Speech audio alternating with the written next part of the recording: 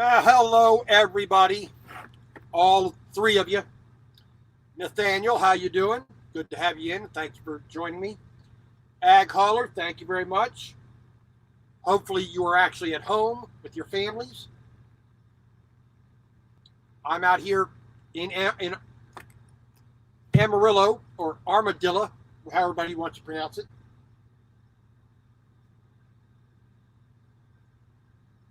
So, this is the Christmas dinner episode of the live stream. So, and this is going to be 100% from scratch, everything, setting up, getting everything else set, type of an affair. I'm going to put a towel in the window to block a little bit of the light. Hold a second, please.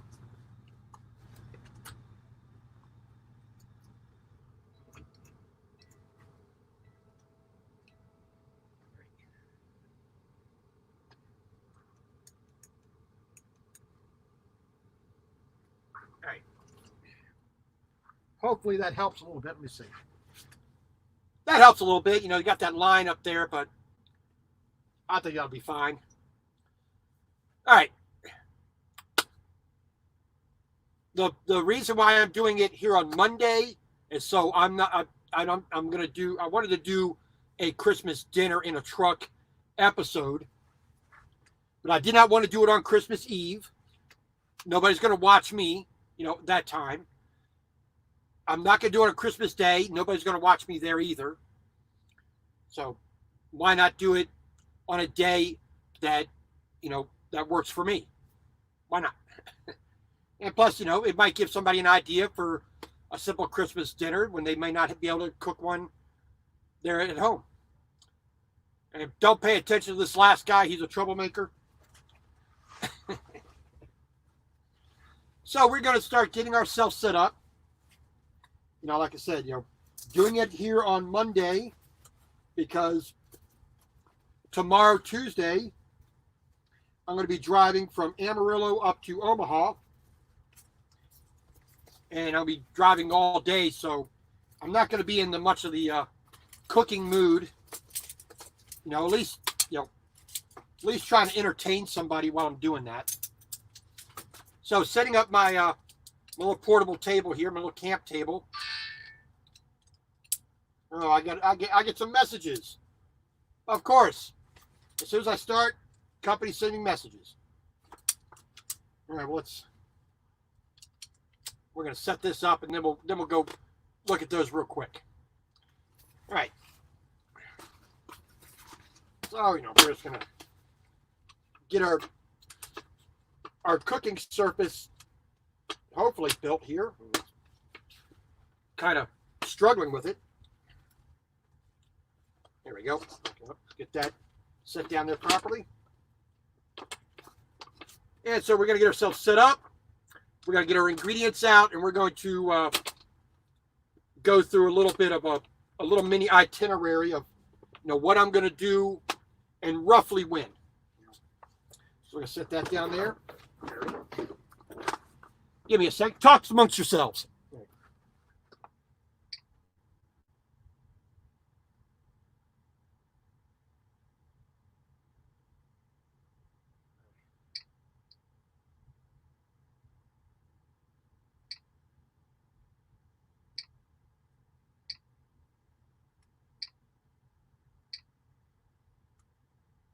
All right.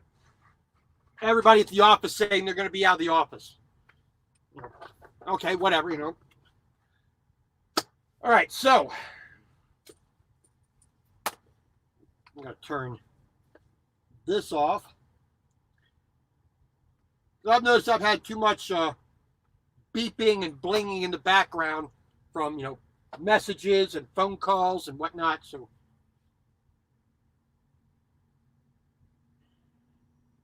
we're going to go ahead and turn these devices off for the moment. So let's just set that up there. All right. All right. So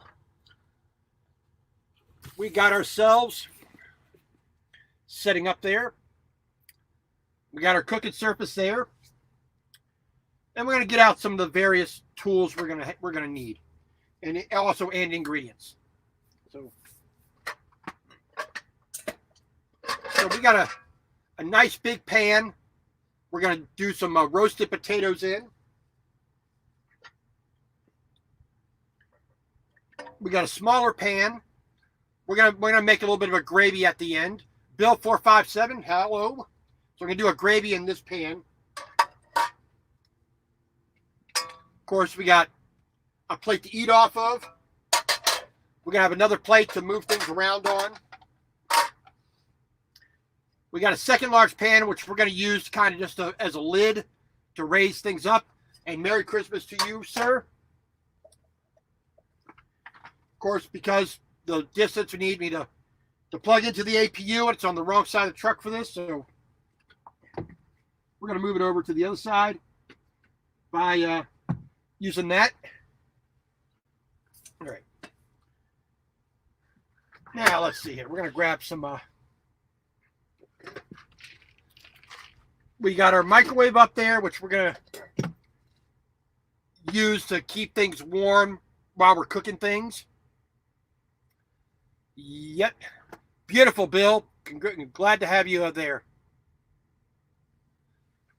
All right, so we got a little cup here. We're going to, that's one of the tools we're going to need. All right. All right, pull that out. And we got a nice cutting board. Hopefully everything doesn't fall and make too much. And of course it goes in and does. All right. We'll just throw it up here out the way. So we're going to need various tools to do the job. Got a little catch pan for any fat and oils that come off of the bird. So I'm going to set that right there. Paring knife. Need that. Fork. Spoon. Got a couple of spatulas. Pair of tongs. Pair of chopsticks to, do a little bit of moving things around. Got a large chef knife.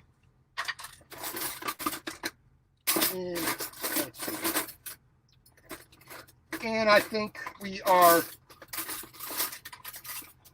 I think that should be good enough. If I need something else, I'll just leave this out so I can have access to it. We're just going to stick that up out the way. That's pretty much the majority of our tools that we're going to be using.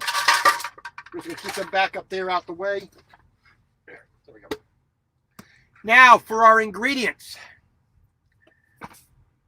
I'm going to start simply. We got some black pepper,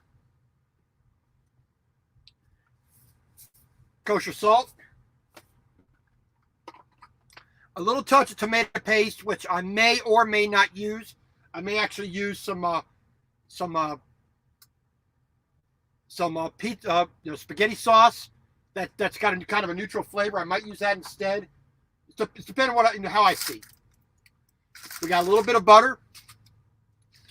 Gonna use that. We'll just leave it in the refrigerator for the moment. We got the main ingredient, a Cornish game hen. Been marinating with garlic and black pepper for a couple of days. What else we got here? Oh, I got me a nice big old russet potato, which we're gonna dice up. Not too big, not too small. A little something that I can not what I would do for breakfast. Real small pieces. We're gonna do bigger pieces like that. More what you would get at a restaurant if they're cooking it in the oven. No, Bill, I do not use the Wi-Fi at the truck stop. I have my own internet connection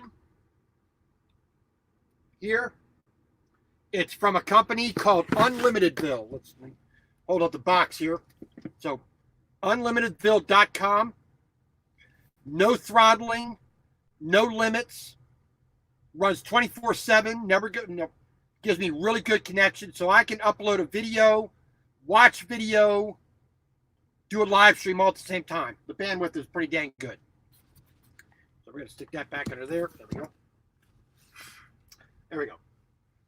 So we also got for dinner, if I can get it out of here. Oops, pardon me.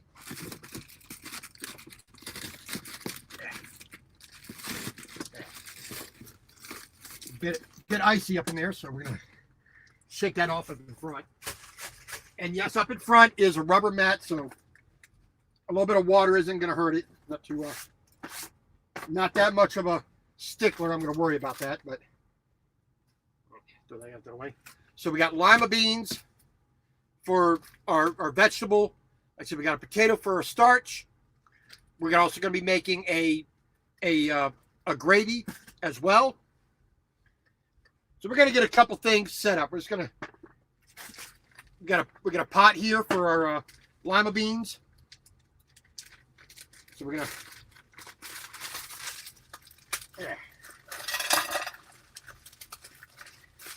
Now I'm making more lima beans than I actually need, but I like lima beans, so the leftovers will not go to waste. There we go. Well, I may not actually have a whole lot left over, but yeah, Bill, just go ahead and go enjoy yourself. God bless. Michael Jones, welcome. Thank you very much. Bill TJ, thank you very much for coming in. Sorry I didn't recognize you there at the moment, but there you go. And also we have a little bit of sourdough bread, which I'll probably just smother with some butter, not toasting it. We're gonna use that as our bread for the meal, which will help to mop up the last little bit of gravy, I think. All right, so regular old drinking water. We'll get those kind of defrosting right away. You know, just get that process started. Now get it thawed out a little bit. It'll cook a little bit faster when it's close to the room temperature. So we're just gonna set that right on the floor here, out the way. All right. So the first thing we're gonna do is we're gonna work on the potatoes. They're going to hold the heat the most, and they're going to be the easiest to throw back in the pan real quick and get that hot. Then we're going to get the lima beans done, get them really nice and hot. At the very last minute, we're going to throw the butter. We're going to, we can reheat those a little bit as well. I got the microwave set up here, which is totally empty. I'm not going to be using the microwave except as a hot box. Just put it in there. Leave it, let it get hot and go from there. So the first thing, then the Cornish game hen we'll do on our panini maker. Yep. Basically just like a George Foreman grill. Oh, sorry. Get that out of there. There we go. So we just got our panini maker here. Just like a George Foreman grill. Put it in there. We got the Cornish game hen butterflied out, so it'll cook fairly rapidly. Oh, I forgot probably the most important ingredient to worry about. From the Cornish game hen. If I can find it, hopefully it's in here. We got a little bit of bacon. We're gonna wrap a little bit of bacon on it when it's pretty much cooked. We're gonna wrap a little bacon around it and finish it up. So we got that going. So I'm going to go ahead and take that out as well. We're going to set that right over there. But the first things first, we got to get the potatoes started. And the only reason I'm not starting all this at the same time, or having them running at roughly the same time, is for the simple fact that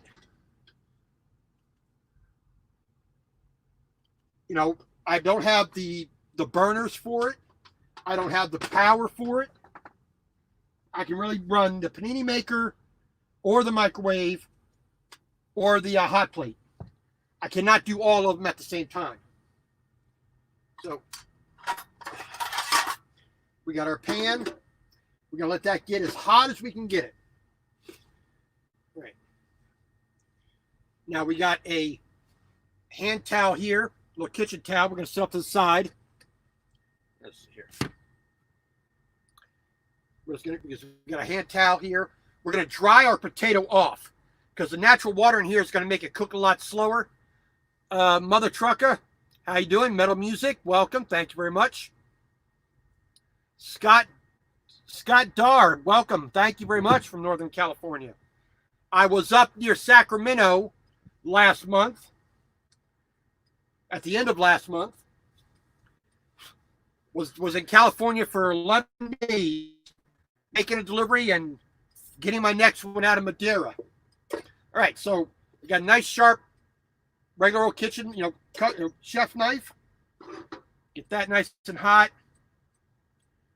We need a little bit of bacon in the pan because we're going to cook this in here with a little bit of bacon. So we're going to get one nice strip of bacon off of here. Well, actually, given the size of the potato, I'll do two because I don't need, and that leaves me two for the Cornish game hen. All right, so that'll work. So we're just gonna nice fatty bacon. We're just gonna now. When I eat bacon by itself, I don't like it really crisp.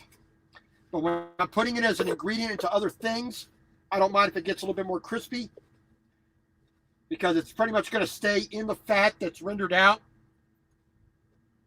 Just let up a little bit. Then as the pan gets nice and hot, this will be the fat I need to cook the potato in. Right.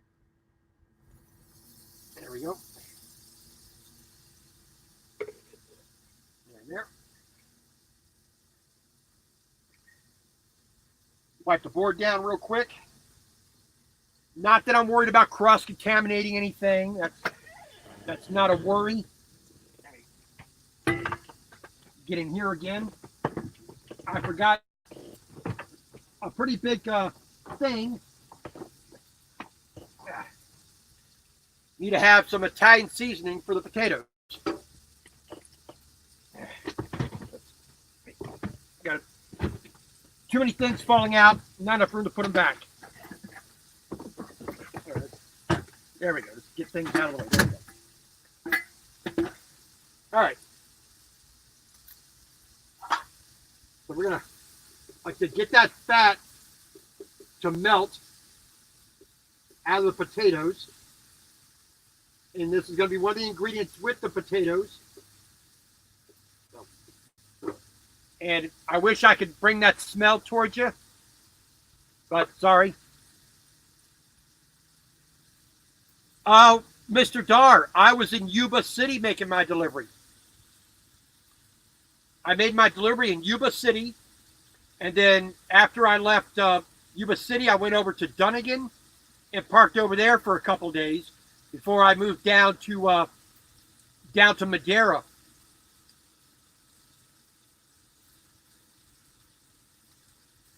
And that's a little bit more to the west of you, but that was pretty close.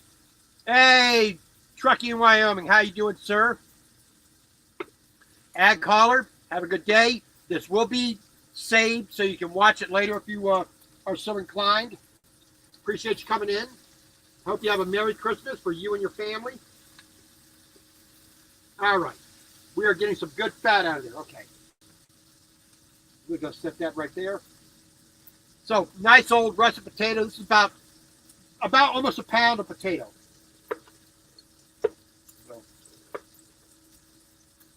So we're not going to cut this as large as I normally would, because this is a very hard potato.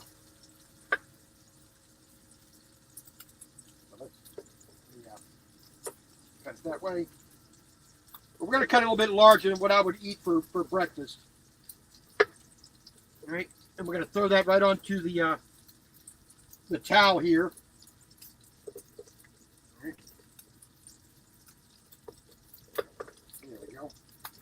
So I'm making it a bit larger than what I would normally eat for breakfast, but not as large as I would have for normal roasted potatoes.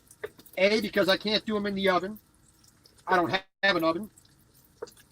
But we're going to make them a little bit larger than, try to make it a little bit more fanciful here.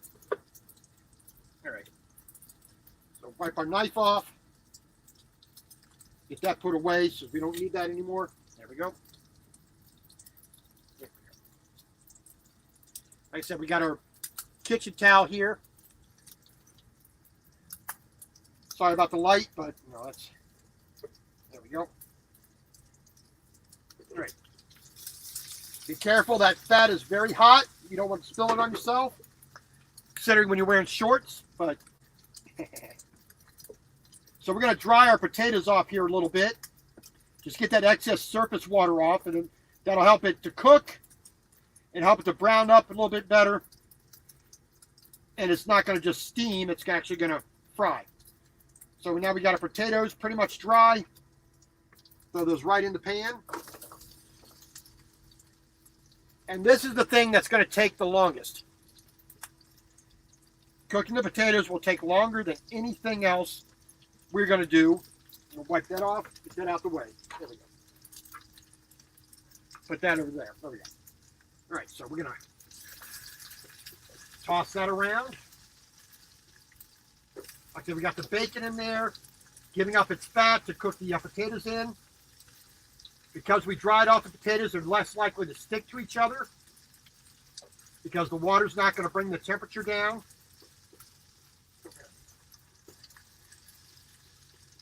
There we go. So we got a little bit of time for that. We got a good 15 minutes for that, easy. So the salt we're gonna wait on. The salt's gonna take some of that moisture out of the food, so we're gonna wait to put that on till the end. All right.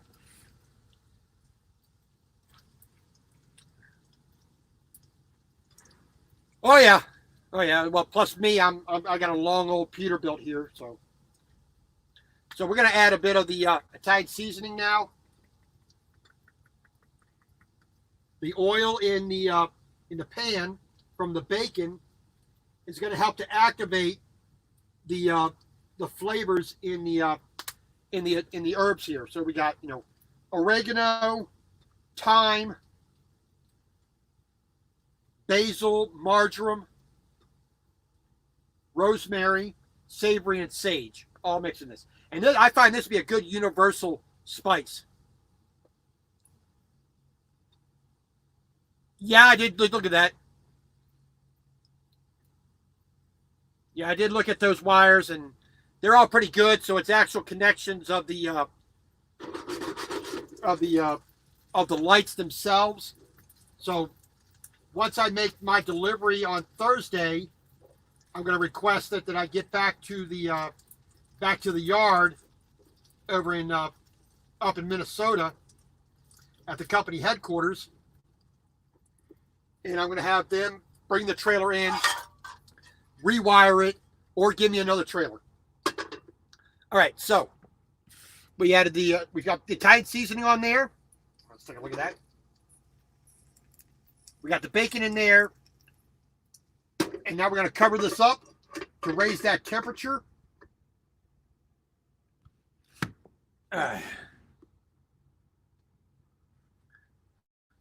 We are doing, like I said before, we are doing a Cornish game hen, which has been, in the vacuum bag for 3 days or 2 days with garlic and a little bit of black pepper. I split it down the backbone, took the backbone out, laid it flat so it'll cook a lot easier in the panini grill. We got the roasted potatoes, the pan roasted potatoes, and we got some lima beans. I'm going to make a little bit of a gravy, and we also got some bread here to help get that gravy off the plate. It's not too bad. A 2018 389 Peterbilt, the long nose. Let's take a look out the front here.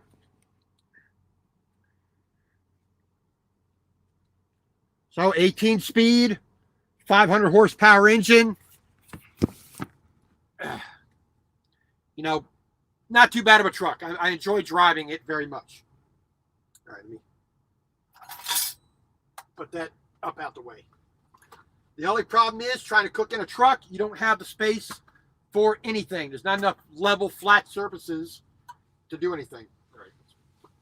All right. But other than that, this is, my series here of doing the live cooking, the live stream cooking is to show that the other truck drivers that you do not have to go to McDonald's, to Subway, to Arby's, to Iron Skillet or Denny's or Huddle House every single meal. You don't have to get the hot dogs or the rancid pizza or the hot bar or the pre-wrapped burritos or whatever it is they have inside. Yes, sir. That's what I do. I do a heavy haul, oversized stuff. I'm running a 48-foot step deck trailer, all steel, made for heavy haul. Pardon me. Something funky going on there. I don't know what that was. Right. So I got a little trash bag here for a little bit of garbage that we're going to produce, which is basically not a whole heck of a lot, but there you go. I'm going to give this a quick stir here with my spatula. So now the thing about cooking in a truck, you have to make sure you have the AC on. You have to have a window cracked open, because I have no problem bringing up a cloud of smoke. If the dish requires it to smoke a little bit, I will do that. All right. All right. So like I said, we got potatoes, bacon, a little bit of Italian seasoning.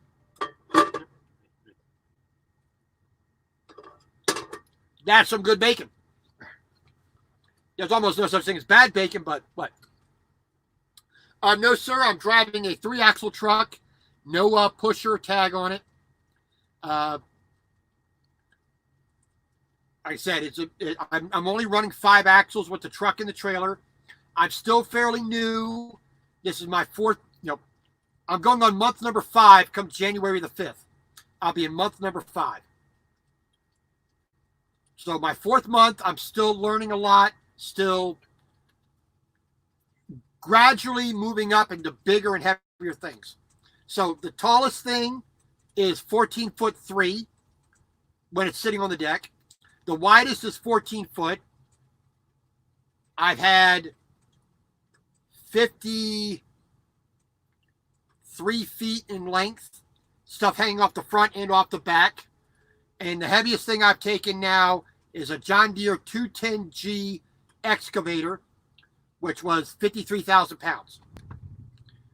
So that's the heaviest, that's the widest, tallest, whatnot. So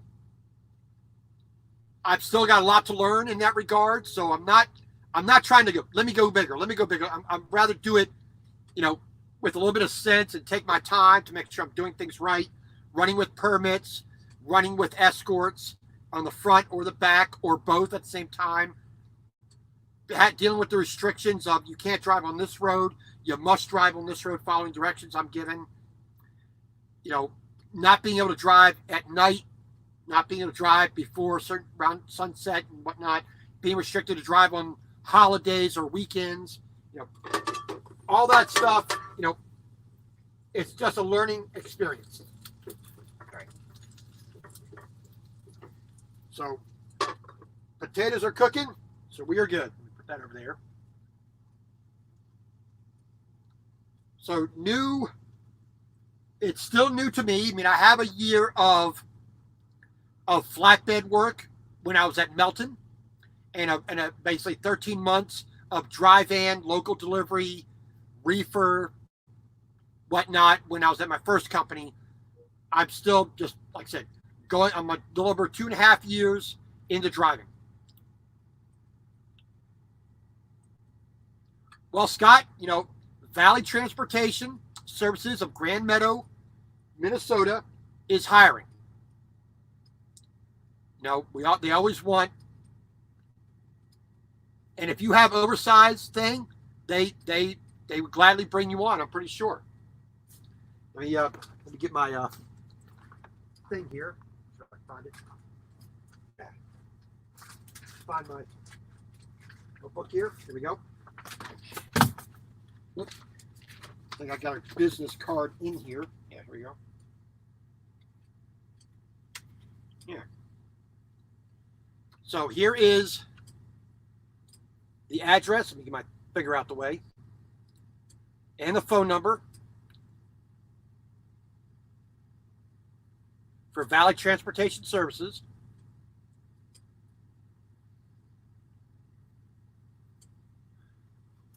As far as I'm aware, they hire from anywhere. Currently, I'm out of Georgia right now, so they don't really have too much of a problem getting you home. You know, for the most part. Granted, I haven't been home yet, so whatever.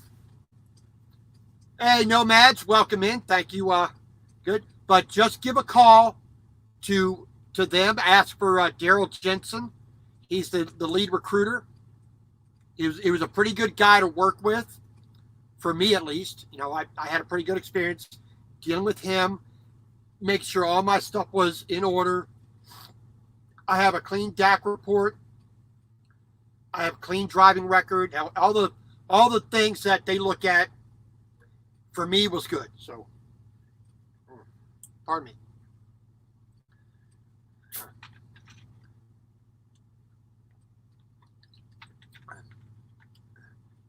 If you would like to, I would appreciate that. I want to give you a heads up. I believe they still have a referral bonus in effect, as far as I'm aware. You would use truck number 1804 as the reference number, and my name, Robert Simmons. So if you wish to do that, that's fine. I greatly appreciate it. It's not required or necessary, but if you do, I'd like to say thank you very much in advance. That's a wonderful, that's a nice gift that you're giving me. I do appreciate it there, Mr. Dar. And if you go into my channel on YouTube and you go to the About page, you'll see my email address, ThisTruckersLife at Gmail. If you want to send me an email, I'll send you my phone number, and we can I can talk to you. I can tell you what my experience is and what the job is like. But you already have a familiarity with it, so it shouldn't be too much different than what you have. You have more experience than I do driving, but I can tell you a little bit about the company. Like I said, if you give a call to Valley Transportation, Daryl Jensen is a good guy to talk to. Well, I appreciate that, sir. It's like I said, I'm very happy. If you just mention it, my name, that's fine. I'm happy to get that extra money, but it's not something that I chase. I didn't come here for the big paycheck. I'm going to make $1 million in a year. That's not my approach to doing a job. I'm here to learn firstly. And then as I, go up in axles, hopefully up to 8 axles is where I would like to be total. But, I'm not, it's not all about the money. I make much more money than I can spend. I'm very frugal with my earnings. I don't pretty much don't pay myself. And what I mean by that is I do not give myself extra money. I went to Walmart here when I came into Amarillo Saturday morning, and I spent a whopping $40 for food that's going to last me for 2 weeks. And part of this dinner is included in that. So I'm very frugal with the money. But if I got that, that's a wonderful Christmas present, more likely to be a birthday present for me in February, I might buy myself a new iPhone. Maybe. But I do appreciate it if you do. I mean, that's very generous of you. Thank you very much. Like I said, if you need me to, I don't know what they did with that card. Did I do the card up?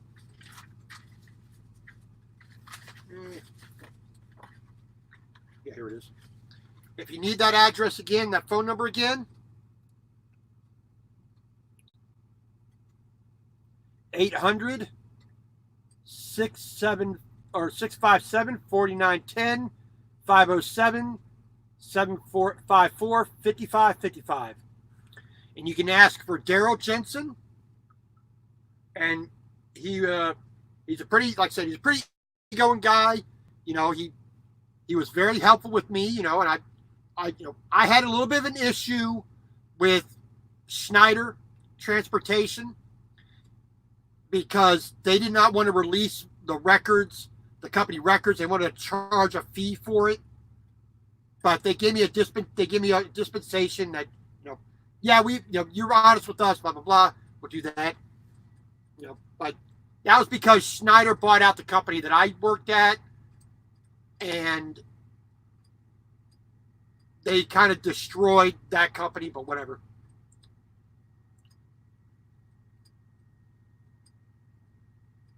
Yeah, I mean, we have a few of those, but like I said, that's people with a bit more experience. You might move into an RGN right away. I would like to get into an RGN, but, the vagaries of a company, what needs to be done and what and where, that's just the way it is. You know how that game is played. Right? I haven't driven as many miles as I would like, but I'm a salaried employee. I'm not going by cents per mile or percentage of load. So my sitting around doesn't affect me as much. I mean, the load I'm on right now, I picked up in El Paso on Thursday. Right? I picked up in El Paso on Thursday, late in the day, stayed in El Paso until Friday morning, where I drove 170 miles up to Santa Rosa, New Mexico. Saturday morning, I drove from Santa Rosa to Amarillo, another 170 miles, Saturday morning. I have 6 days to deliver up near Omaha. Opa Shark, how you doing? We are making our Christmas dinner. I'm making a Cornish game hen. Let me flip around there. Which has been marinating in butter, in garlic and black pepper. We got some lima beans, which I'm going to saute in black pepper and butter. And right now, we are cooking our pan roasted potatoes and some bacon with a little bit of Italian seasoning. And I'm going to test my one of these potatoes, see how they're getting towards being done. Still a little bit too firm on the inside, so they need to go a little bit more.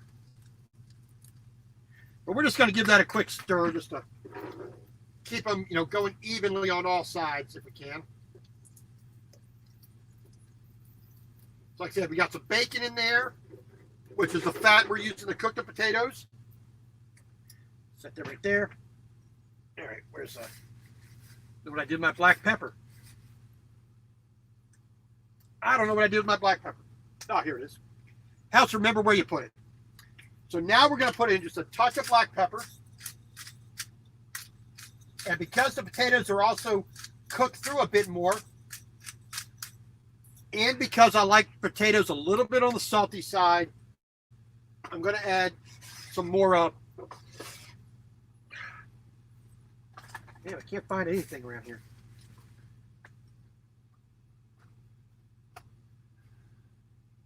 I gotta find my kosher salt here. Oh, here it is on the floor, right where I dropped it. So we're gonna add a little bit of kosher salt to that as well, just because the bacon's not gonna give it the salt level that I want. So we'd add just a little bit of that as well. All right. So we put a little bit of Italian seasoning on the potatoes. So we're good to go. That still needs a little bit of time to cook. What did I do? I'm just misplacing every dang thing today. Ah, here they are. Hiding. All right, there we go. Now, last meal, I had a bit of soy sauce in there, but you know, we don't need any of that. Let's see here.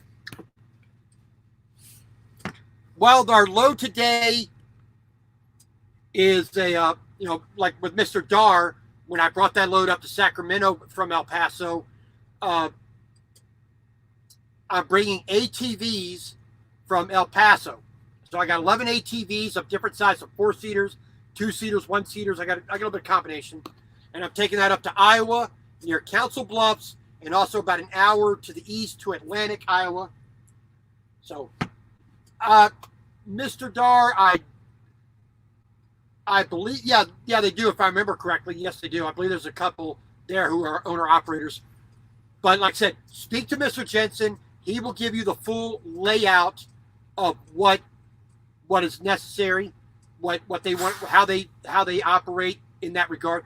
I'm still too new to give you any kind of real answers what the owner-operators are doing. I'm just a simple company driver, and I still have too much to learn before I can even think about becoming one myself. And I need to buy a truck first too. That's the big thing. And I don't have the money to buy a truck. You know. But you know, we are going to have, you know, it's a pretty decent company. I feel I've been treated fairly well here. I came from Melton Truck Lines right before this. I had a great experience at Melton.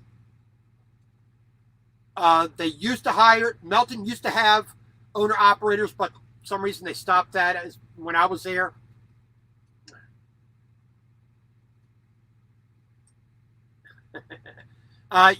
Opa, you are not the first to have lost an ATV.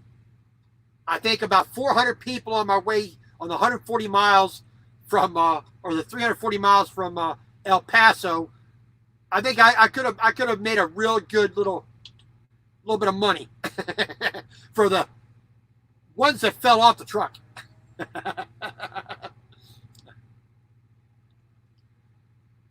Yeah, that law is going to, in one case, it's going to destroy a lot of independent people, you know, independent journalists, people who drive Lyft or Uber, DoorDash, you know, and owner-operator, truck drivers. You know, it's, you know, but at the same time, what little bit of business acumen I have, I see other businesses rising up to fill that gap. Now, there's going to be business that's going to start right on the border of Arizona and Nevada and Oregon. All those owner operators are going to come right to the border, drop their stuff off, and then the last guy is going to take it from there. He's going to be a company driver taking it in, you know. And as far as I know, you know, because that's going to be the next step. It's not just being able to pick up in California. It's going to be delivering into California. So, but first it's going to be people bringing stuff out to the border where an owner operator, lease operator is going to be able to take it from that point. But, you know, it's not going to be a good thing, you know. But you get the government involved, in my opinion, you start screwing stuff up. You know, the less of it we have, I think the better off we are. I mean, most people in America can operate without the government. All right, let's take another quick peek at our potatoes here. Oh, we're getting some good color on there. All right. Now, we're going to have a bit of residual heat. Let's take a look at this. So we got a little bit of color on there. I don't know if you can see that too well. Now, we're going to throw this on a plate. We're going to put this up in the microwave. All right, so we're going to, let's go take that right off of there. Yeah. We got our pot of lima beans and some water. Get that going. We're going to take this pan right here, use that as a lid. All right. I'll throw that dirty fork right there, or that fork that has the bacon fat and whatnot on it. So we're going to move this right here. Now this is more potatoes than I need, but what the heck? That's why we have a wonderful invention called leftovers. So we got a nice big old plate of potatoes here. Put that up there. Like I said, we got some bacon. We got a little bit of black pepper, a little bit of salt, a little bit of Italian seasoning. And of course, the chef gets to always have a bit of a taste. We're going to take a small one here. So, a bit of bacon right in there.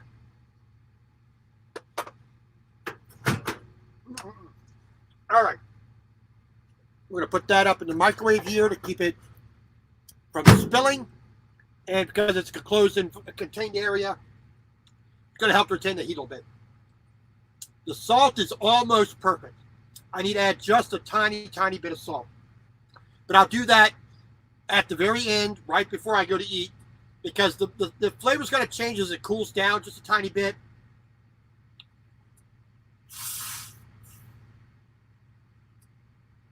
Yeah, that's the problem. You know, they really are screwing people over. Yeah. Yeah, that's not a good law whatsoever.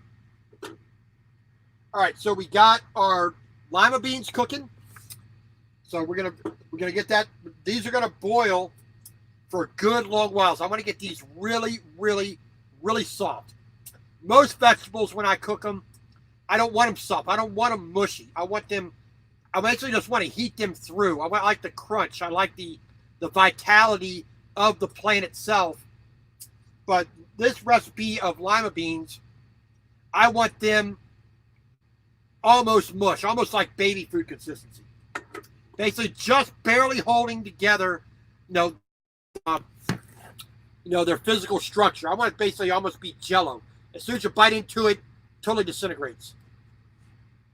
Mr. Douse, welcome in, sir. So, like I said, we got some roasted potatoes. Let me show you here. Got some pan roasted potatoes with bacon, a bit of Italian seasoning, a bit of salt, a little bit of pepper. So we got that roasted up. We got some lima beans cooking. Whoops. There we go. Got a big old thing of lima beans cooking up there. Like I said, we're going to get those nice and soft, really, really tender, almost ready to just explode. We're going to take a good amount of some good butter, Kerrygold Irish butter. And we're going to saute those with a whole lot of black pepper. This is not going to be hot. It's not going to be spiced. It's not going to be peppery. It's going to get a little bit sweet as we cook it. I don't need to put that there. And then at the very end, we'll throw on a little bit of salt on that, on the lima beans at the very end. Like I said, we're going to adjust that to taste once I get everything on the plate. Then we're going to taste everything real quick. If it needs more salt, we'll add a tiny little bit more to make sure it's balanced for my palate. And the last thing, Mr. Douse, we got a Cornish game hen marinating in butter. I keep saying marinating in butter. Marinating in garlic and black pepper for a couple of days. We're going to put a little bit of butter on it. Cook it most of the way on a panini grill. Like a George Foreman grill. So it's got the contact plates there. And then once we're pretty much like 90% done, we're going to wrap the legs and the breast. We're going to wrap it a little bit bacon, cook a little bit of bacon there. Then we're going to set it off to the side. And then the last and final thing, we're going to make a little bit of a gravy, which I forgot about that. We got to get my ingredients here. So for the gravy, a little bit of garlic, a little bit of the butter, of course.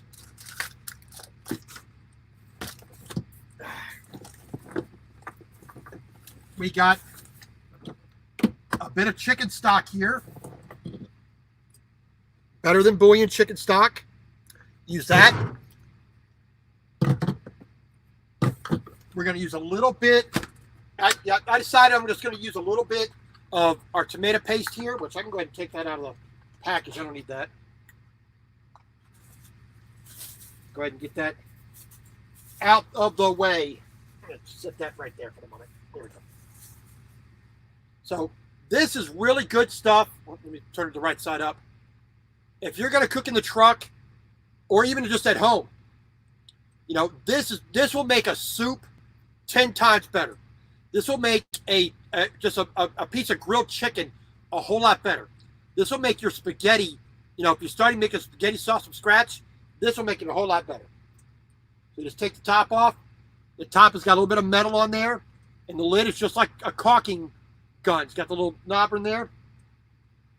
Just poke it right there. Opens it up. Comes right on out. You don't need a lot of it. This is pretty good concentrated tomato paste. You know, you want to make a chicken noodle soup, and you want to add a depth of flavor. Add some of this at the beginning when you're sautéing your onions. Really does an amazing thing. So, and also the very last part of that for our gravy, we got a little bit of Wondra flour. This is a very finely ground flour. When you want to make a gravy, you know, like biscuits and gravy in the morning, or like a turkey gravy for Thanksgiving, or like I'm doing now, this really mixes in very well. And when you go to thicken it up, excellent. It's really an excellent product. And we're going to add a little bit of Italian seasoning to that. We're going to get a little bit of herby flavor. So we got to wait for this to boil, which is going to take a little bit. But our potatoes are done. We need to start prepping our gravy. So we got this container right here. This came with my stick blender, so it's got, you know, a scale on the side so you can make things accurate, but we're not going to make things accurate. We're just going to let it fly. So a bit of Italian seasoning. There we go. We don't need a lot of gravy. So we're not going to try to really getting defeated by a small jar of garlic. Gonna take a little bit of garlic, put that in there. Now this is gonna sit for a little bit till the very end. We want to get it to start. We're gonna start it now. So we can stick that right back in the refrigerator there. There we go.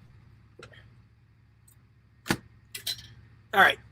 Now we're gonna take our demi-glace concentrate. You can see it's pretty much a thick paste. You know, basically chicken soup that's been, you know, really concentrated down. So we're going to take a good spoonful of that. We can stick that back where it belongs. We can take a little bit of the tomato paste.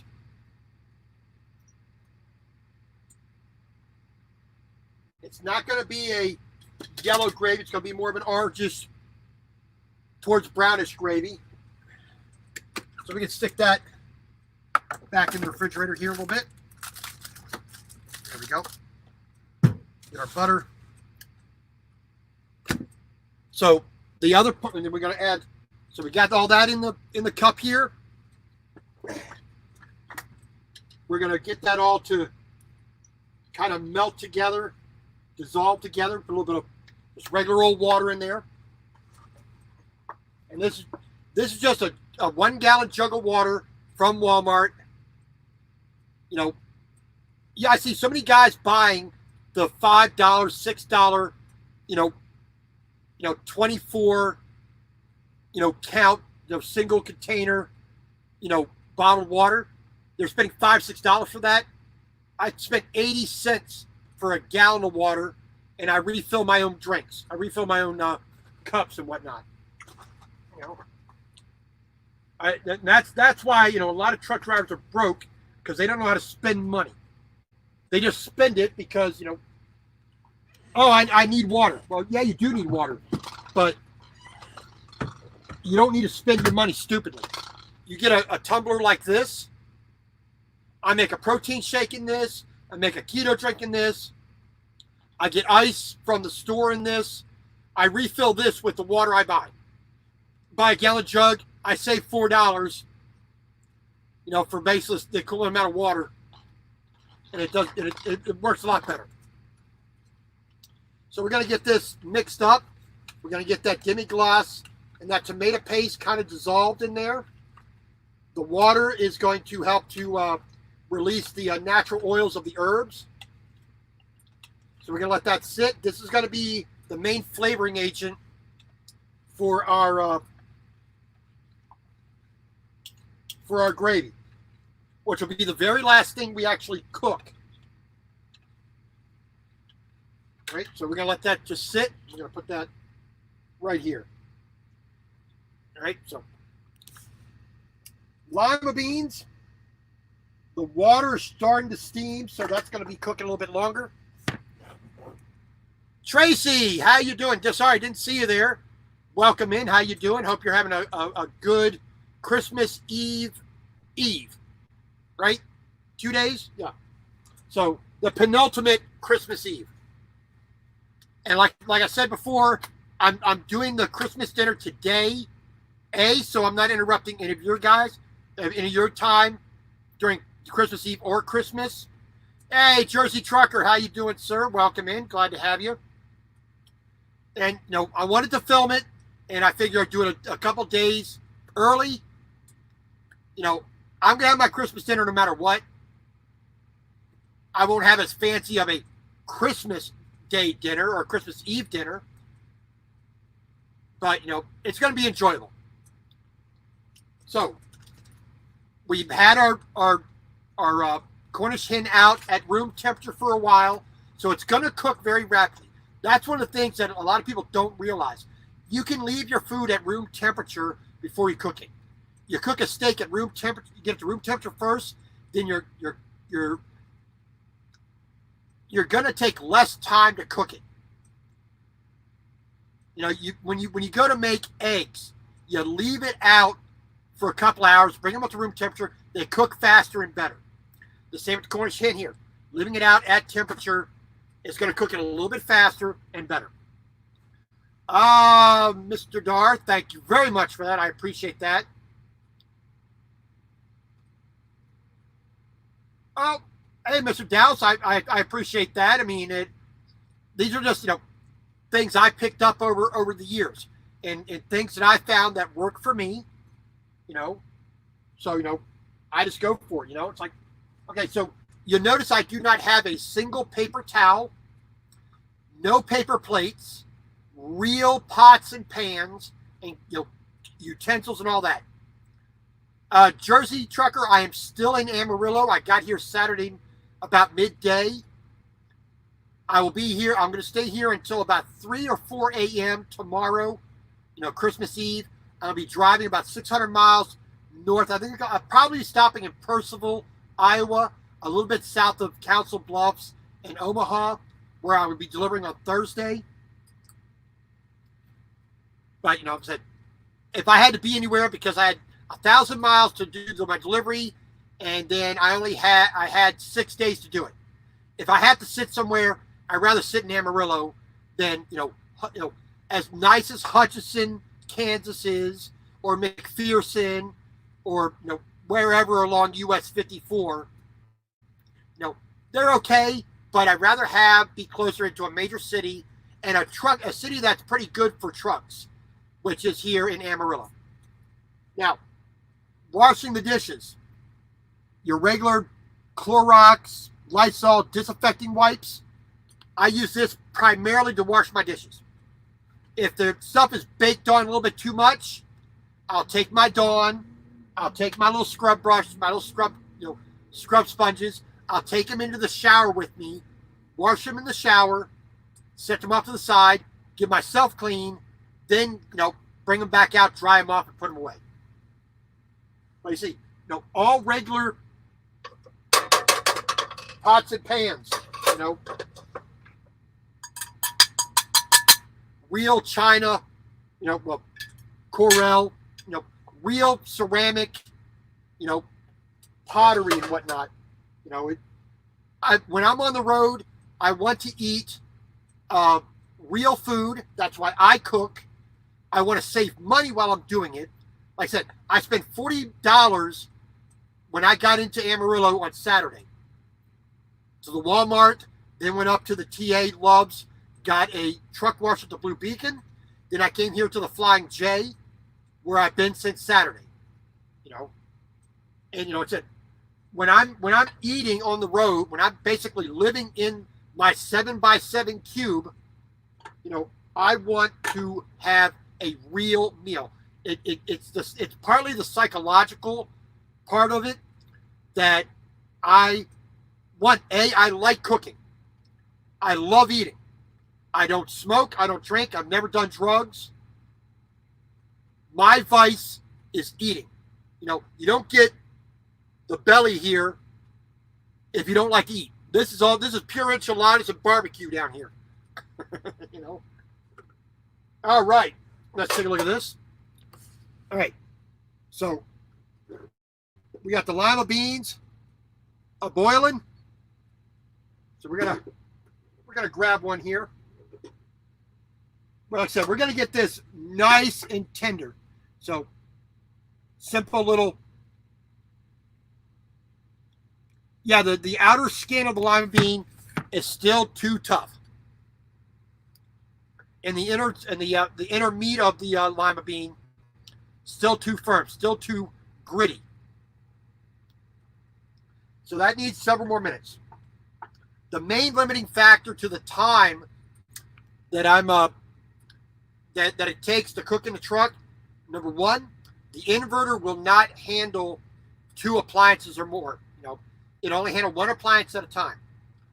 2, this hot plate here is a bit underpowered for my needs. I need to find one that's about 1,500 to 1,800 watts, which the inverter can handle. Secondly, I don't have 2 of them. I need a double burner, which would really, cut my time by half or more.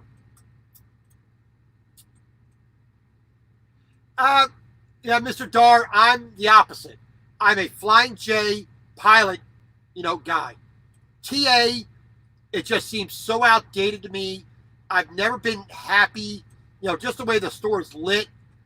I'm just not it doesn't feel right to me.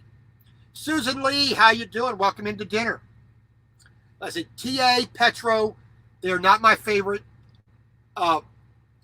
Going to Loves is my second choice. Flying J Pilot is my first choice.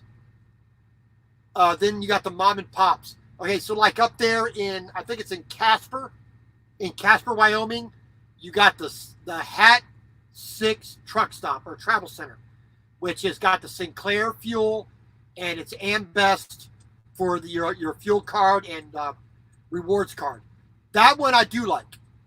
I like that mom and pop there for AmBest. But I got the Roadies card, I got Speedy, Quick. I got like 13 rewards cards. But I like Pilot, Flying J. And then of course my second choice is Loves. Loves does a very good job. But I like Pilot, Flying J more. Whataburger. Yeah, there's a Whataburger here. Okay, so I'm originally from Baltimore, Maryland. No Whataburgers up there. The first time I ever had a Whataburger was 2017, right after I started driving. Down in Bruton, Alabama. I was on a dedicated run for about 8 weeks. My very first time driving a truck and doing the job. Bruton, Alabama has a Whataburger right in front of the Walmart. I was bringing rolls of paper from Georgia Pacific in Bruton, Alabama, which is a little bit north of Pensacola, Florida. Taking that up I-65, I-85 to to Atlanta every day. So 260 miles north, 260 miles south. Empty. That I did that for 8 weeks. But that was the first time I had Whataburger. It's okay. I can't say that it was a bad burger. I had a pretty good experience. The service was great. The price was pretty reasonable, but the burger was but like I said, that's coming from a knucklehead who would rather do it himself in the truck. And believe me, I got some 73.27 ground beef there. I can make myself a burger real quick. Granted, I have to go get some more bacon. I have a fried egg I can put on top of that. Mustard, ketchup, lettuce, and I don't have any pickles, but when you're dealing with, the mini-me of refrigerators, you can't put, I can't put a full jar of kosher dill Vlasic pickles in there. But the things I have frozen, the ingredients, the condiments, whatnot, also what I have in the dry goods, the pasta, the potatoes, the rice, the prepackaged, a few prepackaged things, all the, other things like Italian seasoning and curry powder and all that jazz. I have in the truck right now, like I said, I just spent $40 primarily for meats, chuck roast, New York strip steak, chicken thighs, ground beef, bacon, sausage, a few other ingredients. I spent $40 on Saturday, and I have about $40, maybe a little bit more in all the other ingredients. That's going to last me 2 weeks. 2 solid weeks I'm going to have food. I still have 6 hot dogs up there. I still have, kippered herring, ramen noodles, rice, boxed, pastas, like 4 different varieties of boxed pasta. I have spaghetti, I have fettuccine, I have farfalle, I have sourdough bread, I have American cheese, Miracle Whip, mustard, pepper, all kinds of condiments that I can pretty much do almost any style of cooking. Chinese, Ethiopian, Russian, Korean barbecue, Ecuadorian. I can cook something that, I can make a po' boy, like in Louisiana. I can make burgoo. I can make clam chowder. I can do anything I want in the truck. Pots and pans, a hot plate, stick blender, panini maker, a pressure cooker, a rice cooker, a microwave. I can do almost anything in the truck as far as a meal. Like I said, I'm the same way, but like I said, swap Loves and Pilot Flying J, and that's what I typically prefer. One, the only thing that Loves does, or 2 things that Loves does better than Pilot Flying J. One, Loves will typically give you more towels in the shower. That's one. Number 2, when you're using on your phone, using the app on the phone, let me turn the back side around. When you're using the app on the phone and you're doing the mobile fueling, when you're doing it at Loves, all you do is you type in the pump number you're at. At Pilot Flying J, you got to get a code that you have to get out and put it into the pump. Other than that, like I said, I prefer Pilot Flying J. Loves are typically a little bit more in the rural areas. You typically want to find Loves a little bit more, but like I said, I like Pilot Flying J. I always have the shower power. I always have getting a lot of points. Right now, I'm earning 3 points per gallon this month. So, all right, another Lima bean. We're gonna test this bad boy out. Yeah, I think that was a dud Lima bean because that was a little bit harder than it should be. All right, let's get this one. Yeah, that was a dud lima bean. That would have been cycling around in the silo from. Yeah, when it's been cooking that long and it's still hard, it's a bad lima bean. You don't want that. All right, that one's a better lima bean. Skin is still a little bit too hard. All right.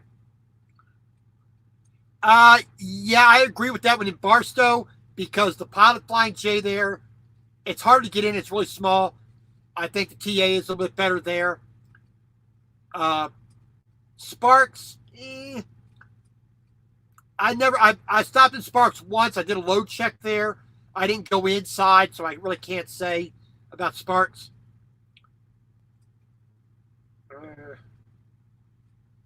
But like in Las Vegas, stopping at the Pilot Flying J in town sucks. I'd rather stop in North Las Vegas at the Loves there. You know, and there's a few places that are like that. You know, where the Pilot is good, but I'd rather stop at the Loves right across the street, or like in Walcott, Iowa, Iowa 80. You got two Pilots right there. I'd rather stop at Iowa 80. You know, better parking, better food, and this is the thing that gets me. Better customer service. That's my number one thing. If you don't give me customer service, I'm going to hate you forever. All right, let me okay, so like the hat I'm wearing right now, you know, this should say This Trucker's Life, but this was only a test hat, so I didn't have that put on it. I got this made, you know, custom made at Iowa 8. I also have a knit cap around here somewhere. I don't know what I did with it. I have a knit cap, you know, knit beanie that says This Trucker's Life on it. I don't know what I did with it. It's around here somewhere. Oh, well. You know, it's around here somewhere. I-35, yeah. Well, see, I bounce out all over the place. You know, the worst stretch of road for me is I-40 in Arkansas between Memphis and Little Rock. I've gotten trapped behind more 3 and 4 hour backups on that single stretch of road anywhere. And that's the thing, you know, it's customer service first. I don't care how amazing you're for anywhere, you know, a restaurant or a tire store, J.C. Penney's, Target, Love's, whatever. If your customer service is good, you'll get me coming back. If you screw me over by being a pile of garbage, you will never see me again. Because that's the number one job that you have when you're at a register, you're in a store, your number one job is customer service. But from my viewpoint, every job's, you know, being a truck driver, being a landscaper, being a ditch digger, being a proctologist, your number one service. Well, I shouldn't do that. No, I shouldn't do that either. Your number one job, you know, is customer service. You know, I mean, well, as long as you stay out of St. Louis, you stay away from St. Louis, you stay away from Salt Lake City, I hate driving through. You stay away from Shreveport. Those are the 3 cities I hate driving through the most. You know, everybody talks about New York City being some big problem. Not a problem. You know, Detroit's not fun, but it's easy to get through. Chicago's not fun because of the traffic. Atlanta's not fun because of the traffic. No. All right. Okay, so now, this is where it gets interesting in a truck. I got boiling water. All right, bad enough I got the grass the fat and the grease, but what do you do with that boiling water? Well, you don't have a sink to dump it in. You don't have can't just throw it anywhere. So I'm going to take my chef's knife. Oh, we can see this up here. So I got one of these dirty pans up here, right? And as gently and as carefully as I can,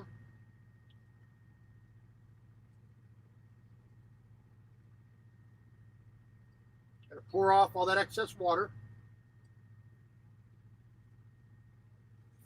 Right? So we got our lima beans in there. And got to be careful. I'm not going to be bouncing around too hard with that. Dry off my knife here. Now, the only reason I have this knife, which is, you can see it's fairly thin. I would like to have a thicker knife, but I did make considerations for weight when I first started truck driving. When I bought this knife, which, coming to understand the truck and how the weights work, it really wasn't a big deal. I could have got a better knife, but do what we can. So we got our lima beans in there. All right. We're going to take a big chunk of butter. We're just going to put that bad boy right on in there. Now, you notice how I only put a little bit of water in here for our gravy? We're going to take a little bit of the hot water we just cooked the lima beans in. Not a lot, just a little bit, a couple spoonfuls. Just going to expand that a little bit. Help to continue to melt and dissolve the tomato paste and the demi-glace. Do that sit right there. There we go. Now, we got a pan here. Just throw that right on top. Throw away our cover. We're going to get that other brick of butter out of the refrigerator. We're going to get the other brick of butter out of the refrigerator, that new sleeve of butter. We're going to be dipping into that.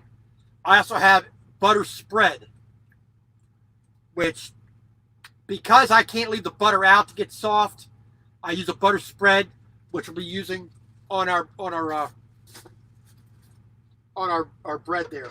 Okay, so now carefully, gonna take that hot water, and we're gonna stick it up here on the floor, right in front of the brake pedal there. It's a compromise you got to make, because when you don't have the room, I don't have counter space to do anything. That's.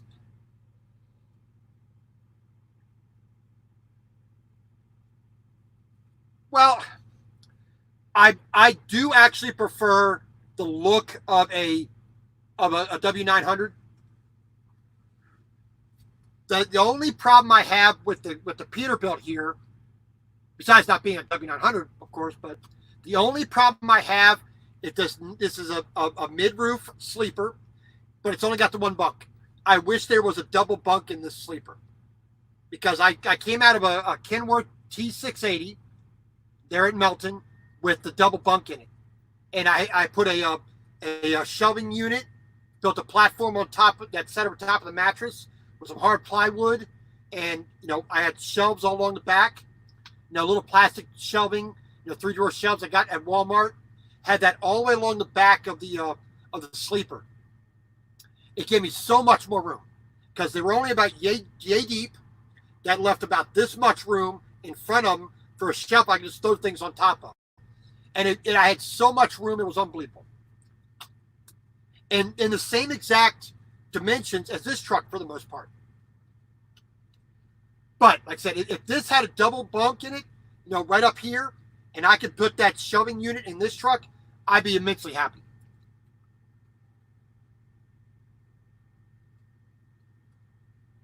Oh yeah, I mean, like I said, I like the look of a W900. I love that grill. All right, so okay, Scott, if you go to my channel back in the first season, I think it is episode 76 or 77, called Top Shelf Shelving. You will see the shelving system I'm talking about. Now, it works equally well in a high rise, in the sky, whatever it is. whatever. I don't know what type of T680 you're driving. Like I said, Melton, they had the mid roof. Before that, I had a Volvo 670 with the high roof, which the top bunk was a little bit higher, so I could sit up in the bottom bunk without bumping my head, but it was hard to reach up and grab things. So, all right, so let's look at this here. There we go. So we're going to turn that temperature way down because we don't want to burn the butter. We want to saute these lima beans nice and gentle for a good while. I mean, if you can see the counter on the screen, it's already been an hour and a half. That's just a consequence of not being able to do things all at once. I got the lima beans going, the potatoes could be going, the game hen could be going all at the same time. With only one power outlet, don't have that luxury. When and if I ever get a truck of my own, I would get one with like a 96-inch sleeper, and I would custom build all of my all my cabinetry and my bed and everything. So we are putting a lot of pepper in here. Like I said, it's not going to be peppery. It's going to get a little bit sweet because all that oil and fat from the butter is going to work on the natural chemicals. All right. So you see, we got a good mess of black pepper in there.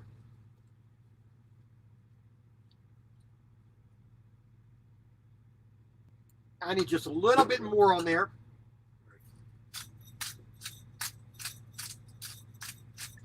Now, I wish I had an electric pepper mill, but there we go. That'll work. Okay. So we're going to stir that around. Going to let that butter just migrate into the lima beans. So we got about another maybe 20 minutes approximately for that. Once we got that done, we can then move on to the game hen. All right, so 76 raised roof. Yeah. So let me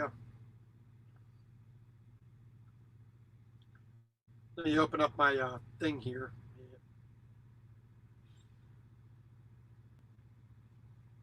Top shelf showing.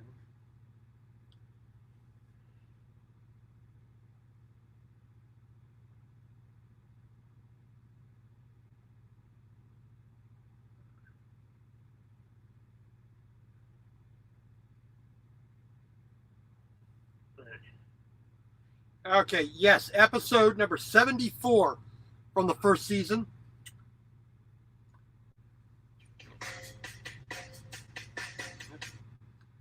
So let me zip forward here a little bit. So, top shelf shelving. See what we're dealing with up there. And I built that when I had a layover in Maine. Well, like I said, if I could go for a 101-inch, 98-inch ARI sleeper, and I could have the cabinetry built exactly the way I want it, because one, I don't like my bed side to side. I would put my bed front to back. And then underneath the bed would be a row of cabinets, but the bed, long ways would be split in half. The outside would be all one single door lift up on the outside for equipment access. Then on the inside, of course, they're going to be insulated and whatnot. Inside would be all slide out drawers underneath the bed, and then cabinetry above the bed, and then on the other side would be a full length cabinetry, a couple refrigerators and a freezer below, a small sink, a little bit of water storage, not a lot. I'm not going to have a bathroom on the truck. I'm not in an RV. I don't need that. I'm always at a truck stop, so use the toilet in there. I don't need a shower. I have free showers in there. But, all the cabinetry the way I want it. So when I go to put a plate in the cabinet, it'll go in, sit nice and firm, and it won't rattle around. Every single thing like that, like this. The bread, the hot water kettle, my Tide, my vitamins, my food, tools, everything is in a very specific place made for it. And then, I have more than enough room to do with what I want. I'll actually have a real desk where I can have a real chair to sit on, not sitting on the bed, all the time. Let's turn. All right. So the lima beans, sauteing in the butter.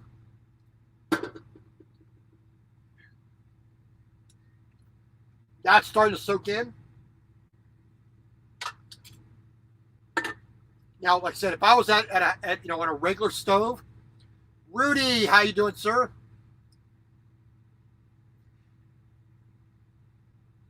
Well, see, the shelf I built, it fit right over top of the mattress because I was never going to use a mattress up there, and I wanted a firm surface, so I built it out of plywood. And then I got the plastic shelving from Walmart, just slid it all the way to the back, put a little bit of a cleat in front, and the difference on the very top of the shelving to the roof of the sleeper was maybe a half an inch at the most. So when I hit the brakes, it didn't slide out or tip out. Oh, and that's the big thing, Mr. Dar. You got to make sure the wife is happy. If you do not have a bathroom on the truck, she will not be happy. You do not have a room for her to do what she needs to do for her clothes and to feel comfortable, you will not be happy. So,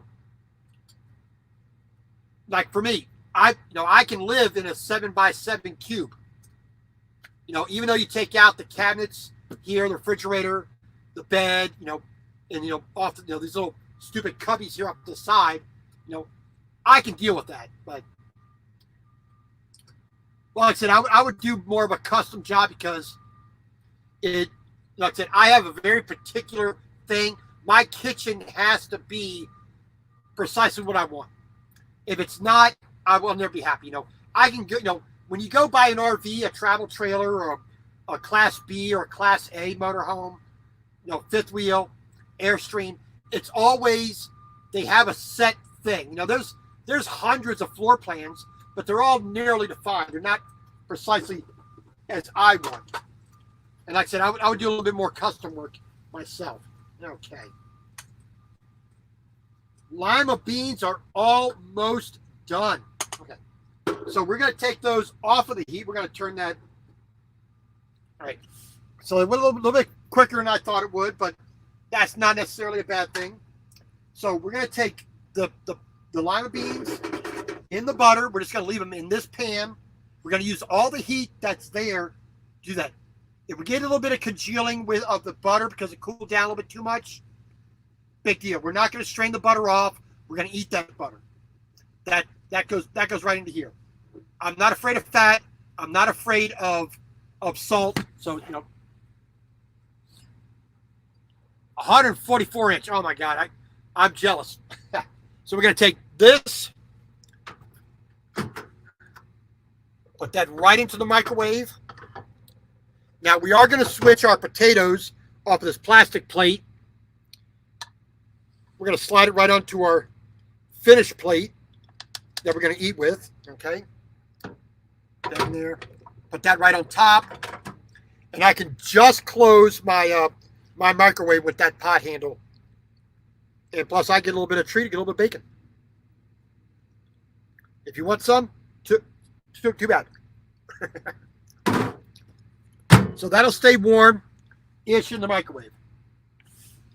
Now, hot plate, exposed burner. Owie, don't touch. All right. So we're going to do the same thing. We're just going to use the electrical cord. We're going to get that up underneath the driver's feet here. from the driver's seat. Yeah. As far out of the way as possible. Make sure the cord's not laying on the burner. So there you go. So now for the actual main course, our Cornish game hen. So we got our panini grill. I think this one cost me $40 from Walmart. I think I bought it. I would like a little one that was a little bit bigger or whatnot, but gonna get that cranked up. All right, once that's ready, then we can get our bird out. Well, we're gonna get our bird out anyway, but we're gonna need a towel here. So got a little bit of a greasy bottom on this pan here, so we're gonna set that on a towel. Set that right there for a moment. We're gonna use this pan here. Just stick that right in there. Guys, so you can see we got a little bit of the chicken juice in there, which we really don't want to get all over the place. So we're just gonna get our bird out. There we go. And we're gonna seal this right back up. Put that right in my little trash bag up here, so we don't make as big of a mess as possible. Well, that's the thing, you know, I'm driving a 280 wheelbase right now with a 48-foot step deck. I'm the same length as all these Aero trucks out here with a 53-foot van. So, hey, Dominique, thank you for coming in. I appreciate it. Thank you very much. Hey, Rudy, thank you very much for checking that out. You know, like I said, it's not a complicated design for that shelving system, but I want to do the same thing in this truck for the most part, except I'm going to put it underneath the mattress. I'm going to raise my mattress up about 6, 8, maybe 10 inches. That way I gain all that space underneath the bed. A nice plywood platform with some good ribs in it, you know, every foot. And then I have a bit of a let me get my hand over here. A bit of a wall right here coming up with a little bit of shelving on the back. That's my plans. But no, can't always do what you want. Okay, so like I said, we got our Cornish game hen here. Sorry about the glare. Like I said, it's got a little bit of garlic on it, just a touch of black pepper. Get the some of this juice out of there. I don't need that in here. So all I did was I cut the backbone out, laid it flat, because that's going to cook best in here, because otherwise it's like a little miniature whole chicken. You know, this is a 16-ounce Cornish game hen. It was rock solid. I just put it on the dash, let it thaw out. You know, so this is almost ready. So I'm going to find my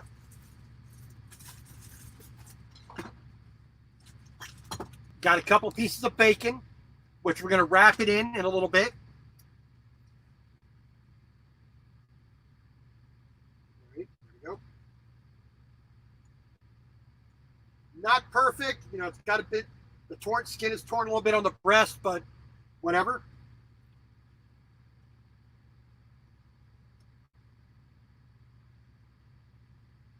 All right. So there's a little bit of steam coming off of it. So we're just going to take our bird. We're just going to lay it breast side down. So this is the inside of the bird. Okay.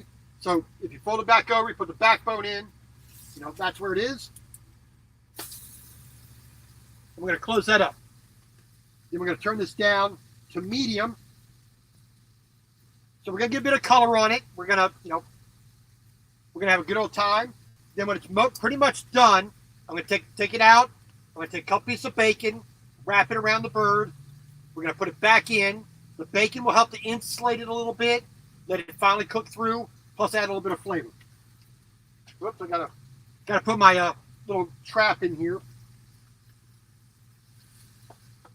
And the fat that comes off of the bird here.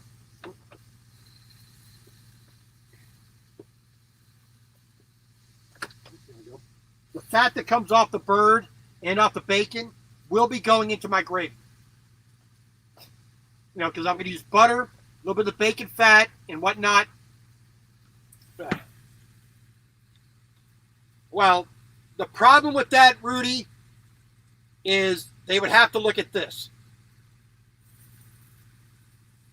I don't think I would be breaking people's TV sets and scaring children with this. I don't know how you're all doing it. I guess you're peeking under the blindfold, every once in a while, but no. Man, I love to cook. I've never smoked a day in my life. I've never drank. I've never done drugs. I don't go out to the club and party and, I'm enough of an idiot normally. I don't need to do those things. My vice is food. I love eating. I love exploring new flavors and new techniques. I thoroughly enjoy cooking. If I could have an unlimited budget to build my dream kitchen, we're talking several $1 million. And I still would not be happy. But, that's just me, There's only two things I really require in a house. A humongous kitchen and a good library. I don't need a big bedroom. I don't need a jacuzzi, though that would be nice.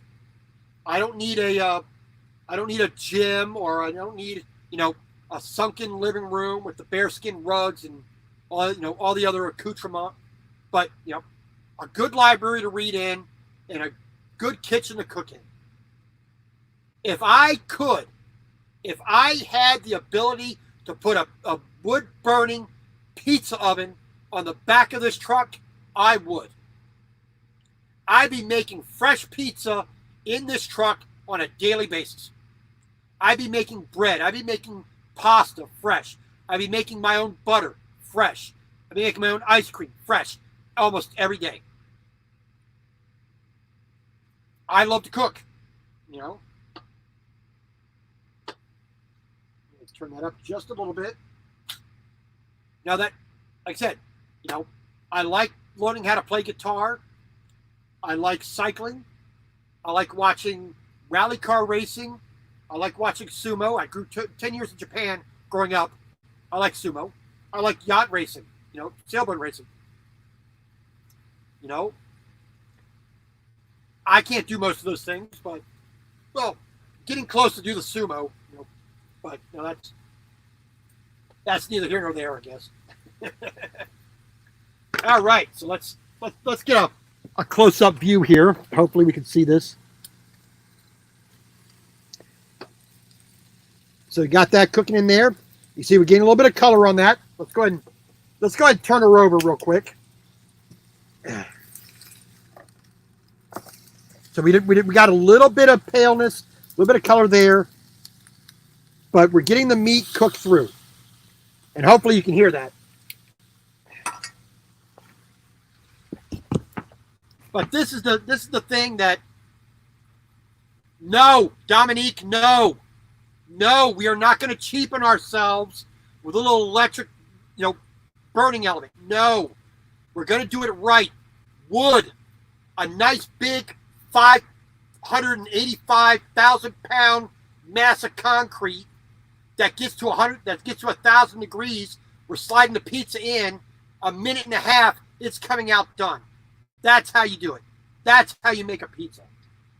If I'm going to make a pizza like that, I might as well just go in here to Pile of Flying J and get one of their little nasty hot lamp pizzas. I'd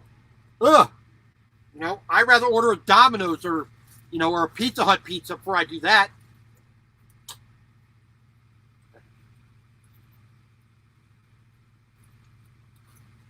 Oh, yeah.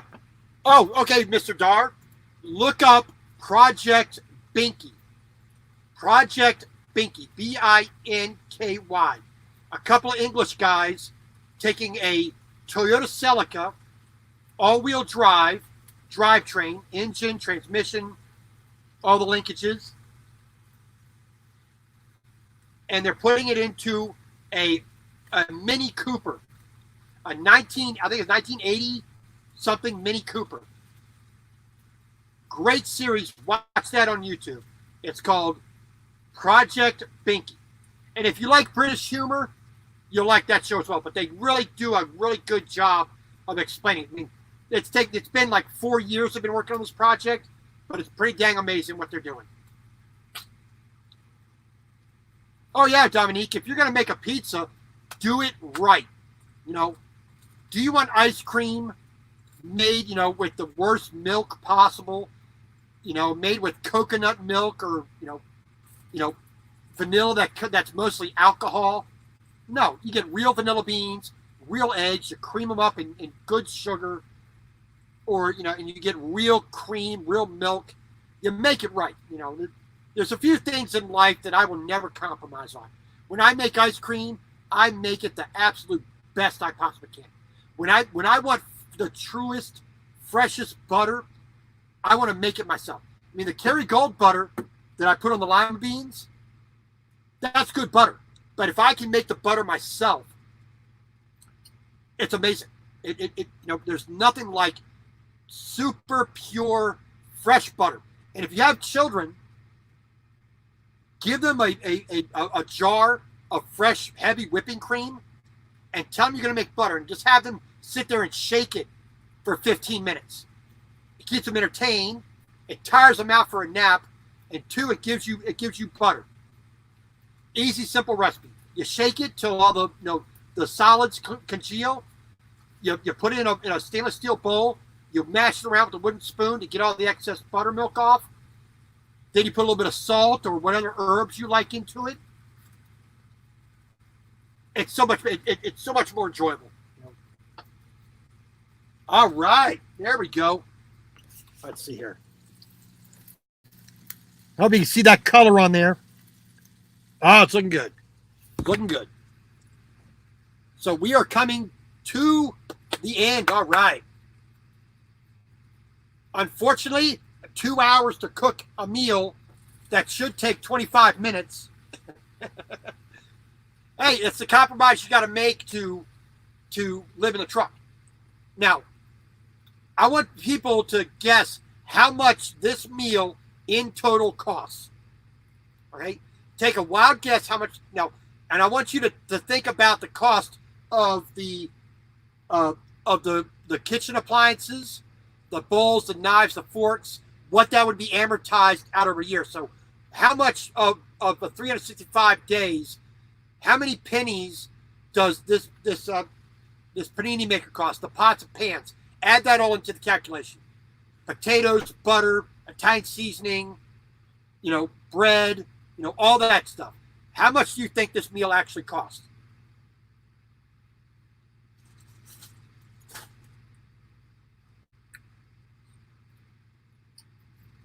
Because it's a lot less than you think. And you're not going to get this meal from the Denny's inside of here. You just won't. 2, you have to worry about customer service. Well, number 1, you have to worry about the price. 2, you have to worry about the customer service. 3, you have to worry about the food being actually quality. And 4, it has to be something that you actually like. The quality may be great, but it may not be exactly your taste. Dominique, you're way, way, way too high. Rudy is a lot closer.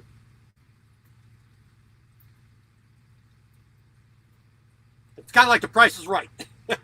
You're right without going over. No. All right. Now, the most expensive thing I have here is going to be the Cornish game hen, which was $5.25, if I remember correctly. Okay, it's just a little over $5 for the Cornish game hen. Potato was $1. Lima beans, I got about 40 cents worth of lima beans. Butter, demi-glace, tomato paste, all that other stuff is about another, not even a full dollar, about 85 cents for all the other ingredients, all the spices and garlic and whatnot. And then you amortize in the cost of the pots, pans, and all that stuff. You're adding about maybe 30 cents. The entire meal comes to less than $9.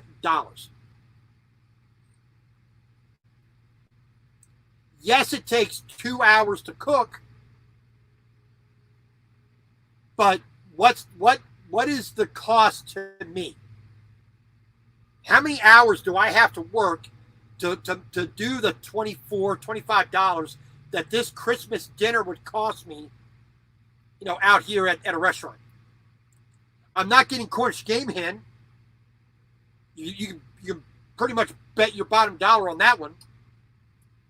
I mean, you're going to get some sliced turkey or some, mediocre chicken here at Denny's or Huddle House or, whatever. I mean, but I'm not going to have the potatoes done the way I want them. I'm not going to, 99% of all restaurants do not make lima beans. Rarely are you ever going to get lima beans at a restaurant. You're going to get broccoli, number one. Number two, you might get green beans. Number three, you might get corn. Number five, you might get peas and carrots. Now, like at, probably one of the few places you're going to get that is maybe Golden Corral. They'll have lima beans once in a while. They don't have it all the time. And it's not going to be the way I like them. Just absolutely soaking with butter and lots of black pepper. I'm not going to get that. I'm going to get plain old lima beans. I'm not going to have the potatoes cooked the way I want them.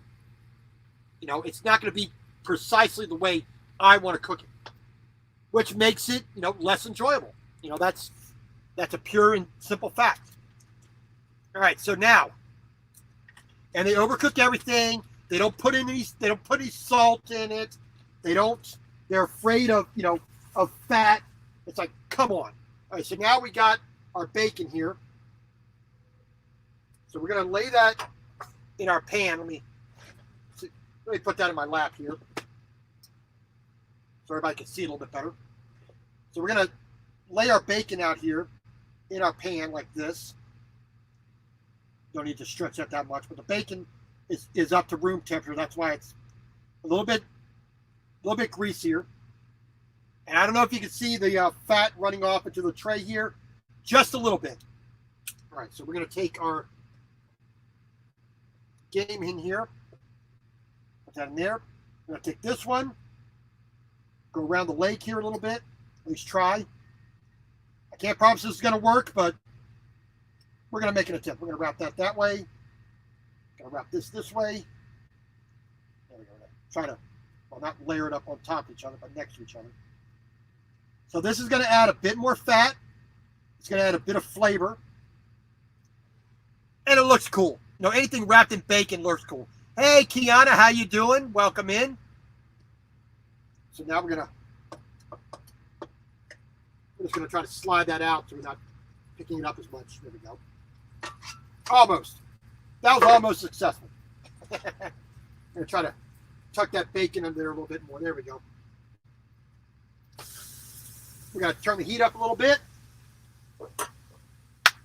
We are cooking with gas, as I like to say.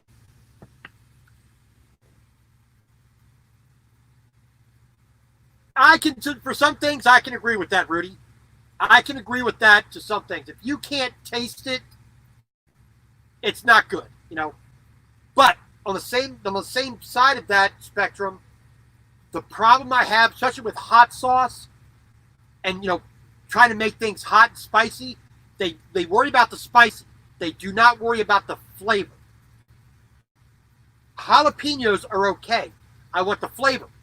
I don't want just them to be hot. I want some barbecue that has a good spice and tang to it, but I want to taste the tomato. I want to taste the brown sugar. I want to taste the molasses. I want to taste everything else that's in there. I want a good flavor. If it's just hot, I don't care. It's like, okay, yeah, that's hot. Big freaking deal. You're wasting my time. And that's the number one thing I have a problem with especially barbecue places. Barbecue places. Ooh, we got the wood-fired, barbecue here. It's a great barbecue sauce, but they fail to cook the meat properly. How many times I've gone to a barbecue place and pulled open that rib or that brisket and saw that they boiled the meat. That's a sin against God. You boiling your meat when you're doing barbecue. No, there's only 2 ingredients to barbecue. 1, time. 2, hot smoke. That's it. Exactly. Back here. A little bit up here. A little bit on the back of the tongue. But back here, right behind where that little corner of your jaw is, that's where I like feeling it. It doesn't really go down the throat a lot. You know, you get a little bit of a tingle. I mean, kind of like some, you know, like a mentholated cough drop. You get a little bit of tingle, but you feel it right back there. Right past your tonsils, right past your adenoids, if you still have them, which I don't. You know, right there. That's where you should feel a good heat. A little bit on your tongue, a little bit on the front, a little bit on the back, but back here is where I like it. You're exactly right, Rudy. All right, ooh, look at that. Oh, it's going good, baby. Oh, I wish I could zoom in a little bit better, but oh, that's looking good. That is really looking good. And we're getting lots of fat off of here into the tray. That's going to go into our gravy. Which I got to get the hot plate back into here.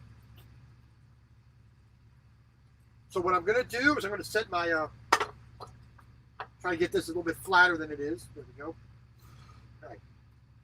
We're going to take this panini maker. We're going to set it right up here, out the way. Need that. All right. I thought I need some of these things more than I did, so we're going to transfer them over here, put them away. There we go.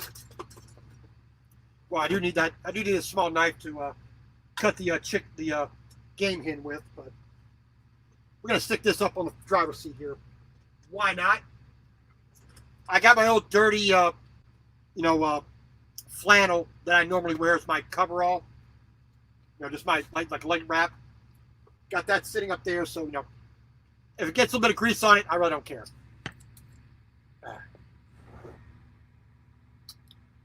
All right, so we're gonna close that up just for another second. Like I said, we got our mixture ready to make our gravy. Take my fork out of there.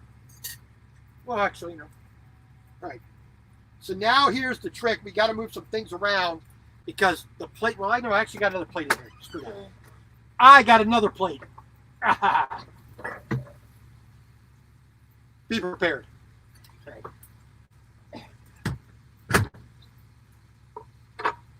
Take that. Get that there. Okay. So we're going to rotate this around a little bit. Slide that over that way. Carefully. All right, so we slid that around so it's facing the other direction. We'll leave that right there. Pardon me.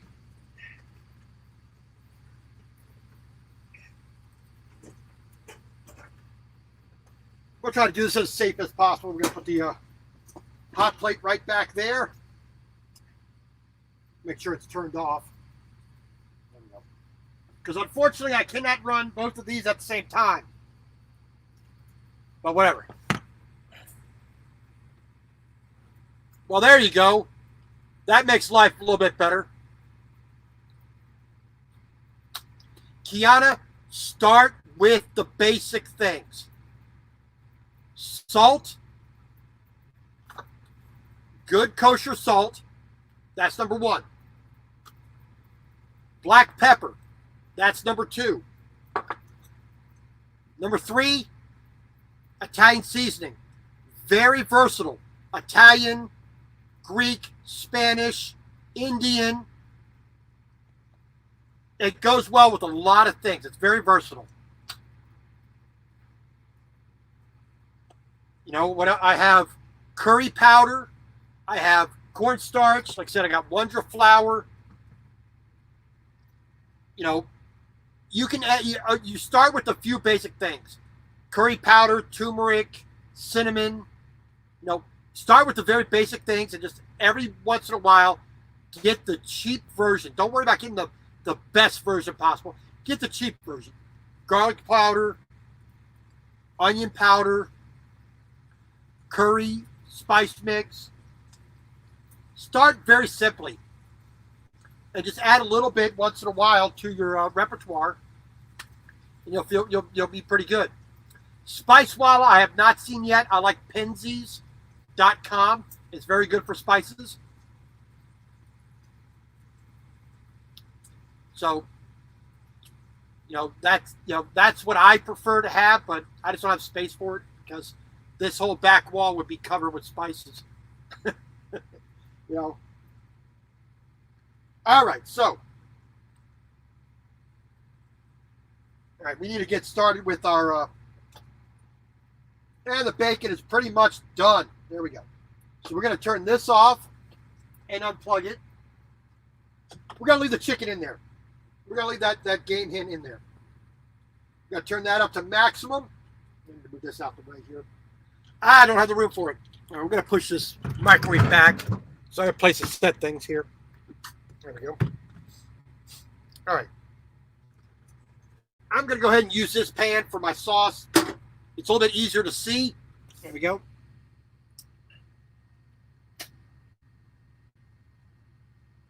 So we're going to get this pan hot. Right? Now we're going to take the fat out of here. We're going to put this fat from the game hen in last. All right. First thing we're going to do, get our butter. We're going to make what in French terms, in professional culinary terms, is called a roux. A roux is nothing more than butter and flour that are mixed together in pretty much equal proportion. And what that does is the butter will get into those little teeny tiny grains of flour. And then when you start adding your water into it, your beef or chicken bouillon, is that like we got right here? It'll thicken the sauce up. So like I said, we got our wonder flour here.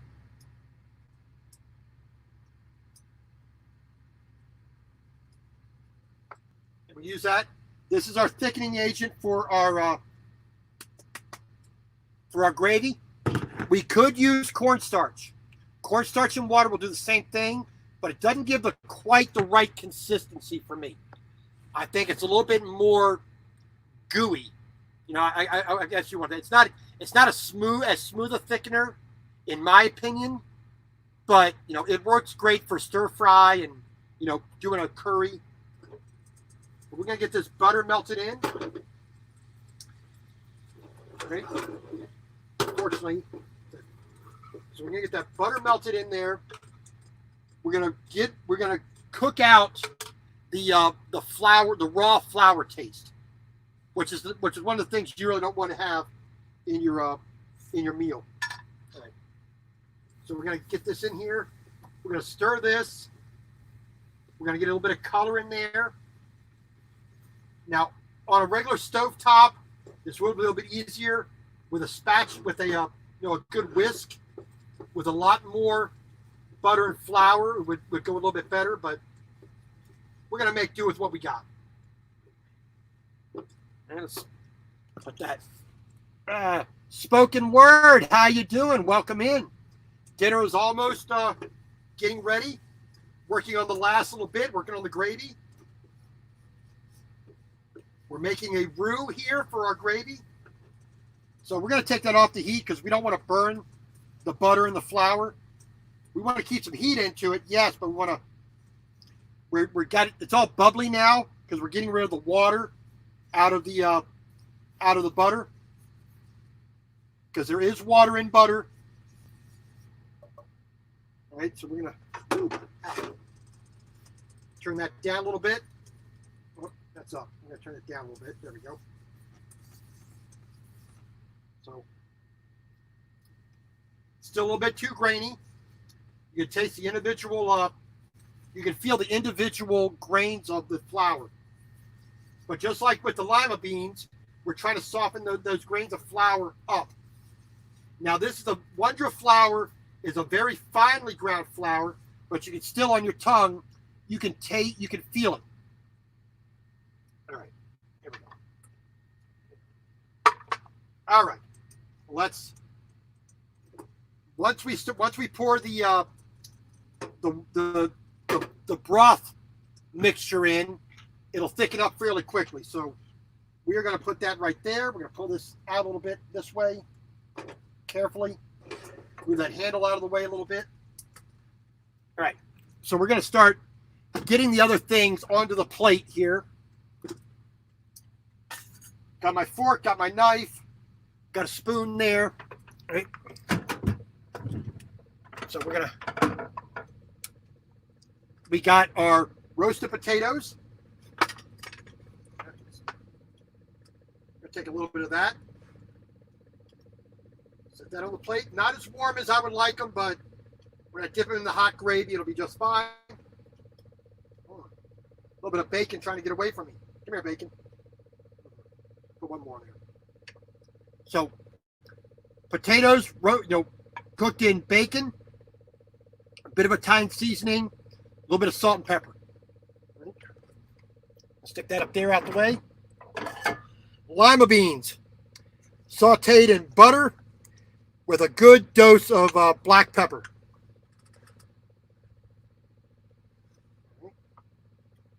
Take a nice, healthy scoop of that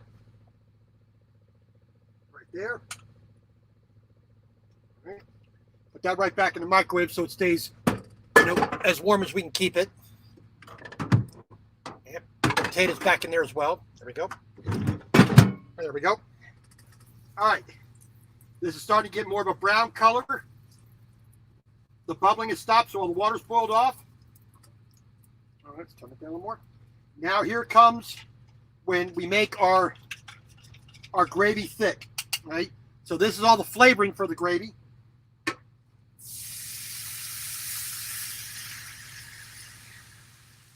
Ah.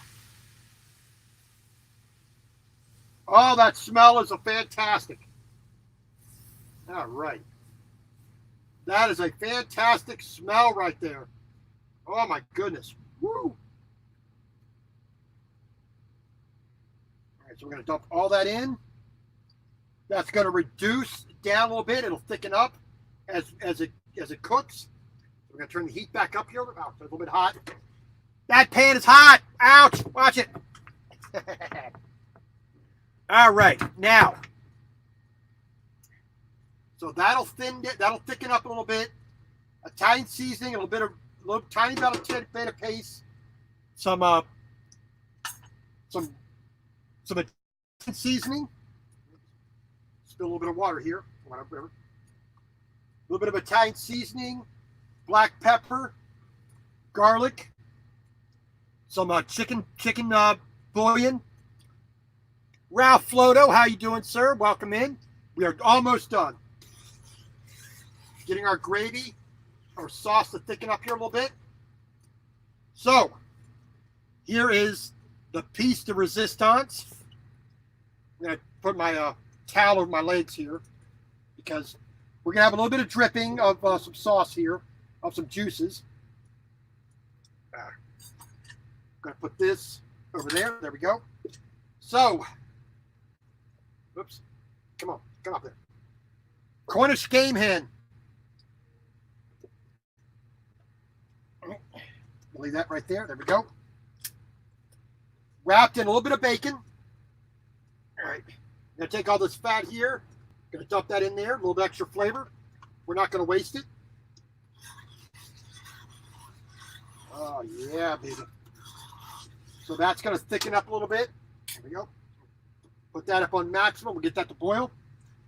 So we have a nice little Cornish game hen here. Got some nice color on there. Wrapped in a couple pieces of bacon. So now we're going to cut this up and serve it. So we're going to, got the little drumstick there and thigh. We'll do half of this bird first. So let's cut right down the old breastbone there. A little bit of wing, which we're going to separate nice and easy right there.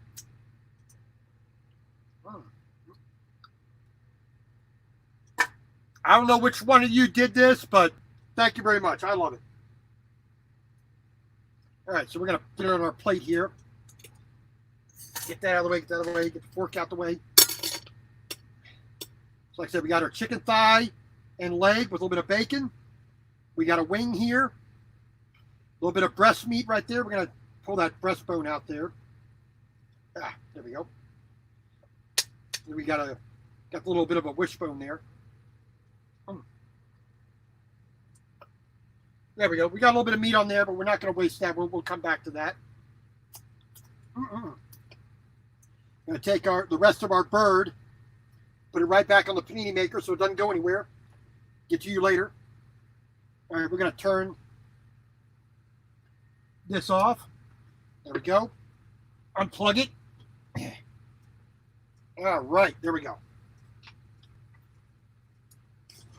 Nice little bit of gravy. It's starting to thicken up just perfectly.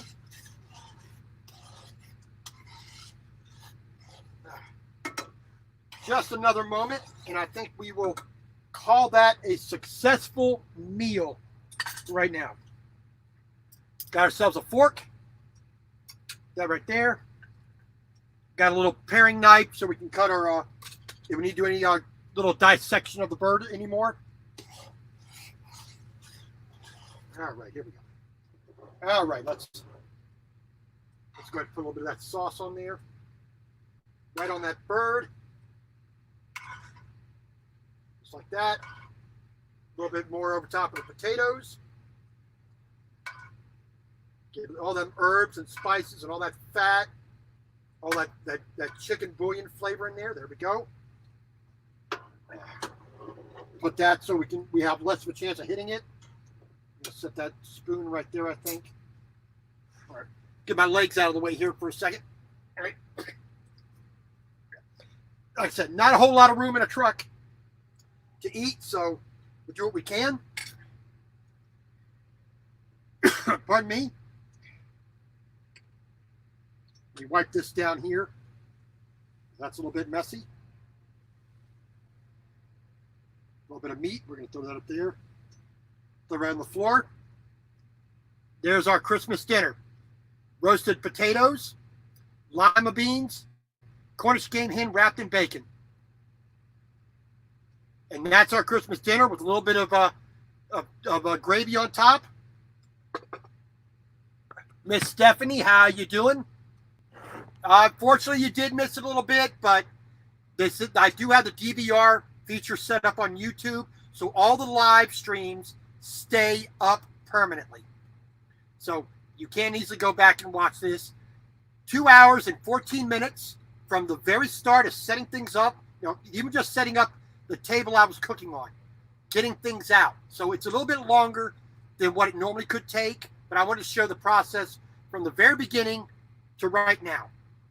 So like I said, the meal costs less than $9 for you to make. If I was going to try to do this at the in the truck stop, got to turn the AC on here a little bit. It's a little bit hot. Steven, how you doing? Miss Stephanie. So I'm going to be very thankful to every single one of you who came in.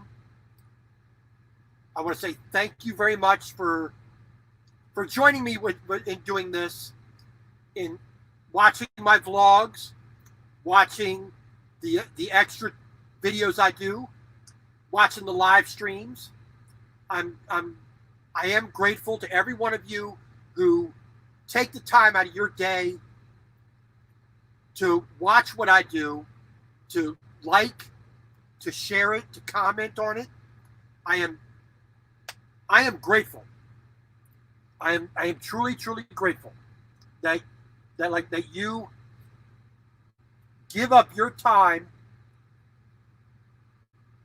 to join me. So if anybody wants to join the conversation on screen, there's the link for it. I'd be more than happy to have you there while I stuff my face so somebody else can talk for a little bit. All right, let me clean my glasses off here. A little bit steamy, a little splatter here and there. Oh, here we go. Let me do this. But I just want to say, God bless every one of us. Some of us need more blessing than others. I'm thankful I get to wake up each day and have another day to try to be a better person. I am very fortunate that I get to do a job that I truly enjoy doing. Trucking has given me a lot of benefits, to make my way in the world, to recover from some pretty down situations. We've all had those kinds of losses. And I'm given an opportunity to recover from them in this job.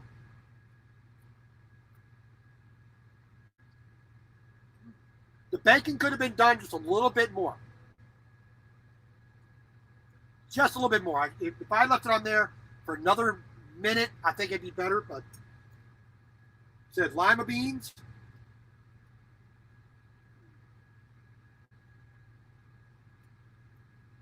Could use a little bit more black pepper and cook just a little bit longer. It is getting up into the nose, into the nasal cavity, but good. Oh, I forgot something. I forgot one thing. Can't believe I forgot it. Forgot to make forgot to give me some bread. All right. So like I said, normally I'm using the Kerrygold butter to cook with, but I use the Country Crock spread. Like I said, just because I cannot leave butter out to be soft. So I use the spread here just to, give me the what I want. So we're gonna take the heel and take a slice of bread there. And all that gravy, all this gravy here, this bread's gonna be dipped right into that. Oh man! And probably once I finish this plate here, I will take those potatoes, and I'm just gonna throw the potatoes in there, stir them around, get that sauce onto those potatoes, and we're good to go. Yeah, I could use a knife, but heck with it. I'm just going to smear it on with a spoon. There we go. That's starting to look like a meal. The only thing that would make this meal really, really, really good, in my opinion, is a good ice cold pumpkin pie. A 12-inch pumpkin pie already sliced in the refrigerator, that I can go in every 5 minutes and take another one, just like a piece of pizza, just one slice at a time. Bam, bam. And then in an hour, less than an hour, that pie is gone. All right. Hopefully that stays up there before I do that. But that is my Christmas meal. Like I said, I'm very grateful that you all joined me. Turn that a little more that way. I am in a truck. I'm sitting on the bed. It's not hard to cook in a truck. It's just willpower. I wish I had a real kitchen to cook in, but we do what we can. Right.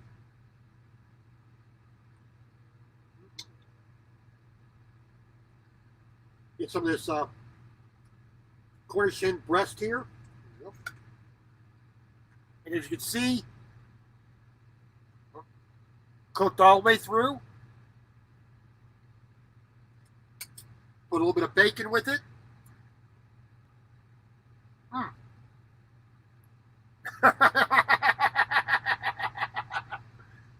Well, I do, Dominique, but I'd have a real problem with most women because they'd be in my kitchen, and I won't tolerate that. I'm the cook. There'd be a real problem with that. But other than that, pretty good meal. Takes a little bit longer in the truck, but I don't mind that because, like I said, I really love cooking.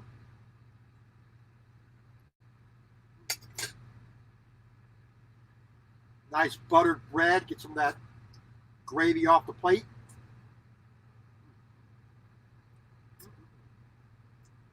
What do I do with my towel? What do I do with my towel? I don't know. We'll use this one. All right. Get that set up out the way there. But not too bad. So, like I said, I want to say thank you again very much for joining me in my little Christmas dinner. If you have any questions about that, feel free to drop me an email or even here. Like I said, I put the StreamYard link on there, so if you want to get on the live stream right now, feel free to do so. But if you have any questions about, about how I do things as far as trucking or, cooking in the truck, feel free to ask.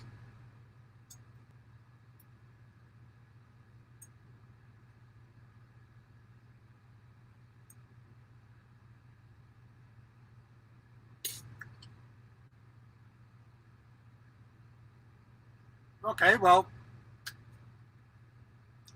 I guess nobody wants to do that, so no problem. I just want to say thank you again. God bless everybody. Hope you have a Merry Christmas. And tomorrow is Tuesday, Christmas Eve. Please all have a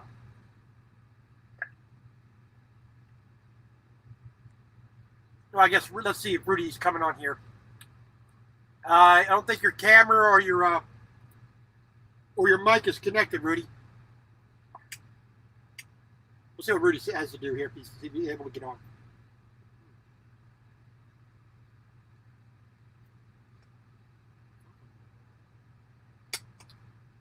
Pardon me while I eat my delicious Christmas dinner. Dominique, thank you very much for coming in. I appreciate it.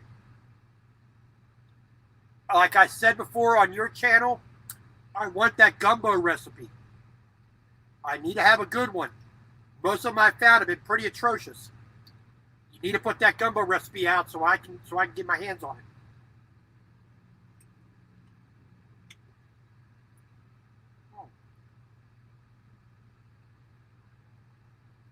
All right, well, I guess Rudy was not able to join me, so this is about the longest a live stream I've ever done, so I thank you all for joining me.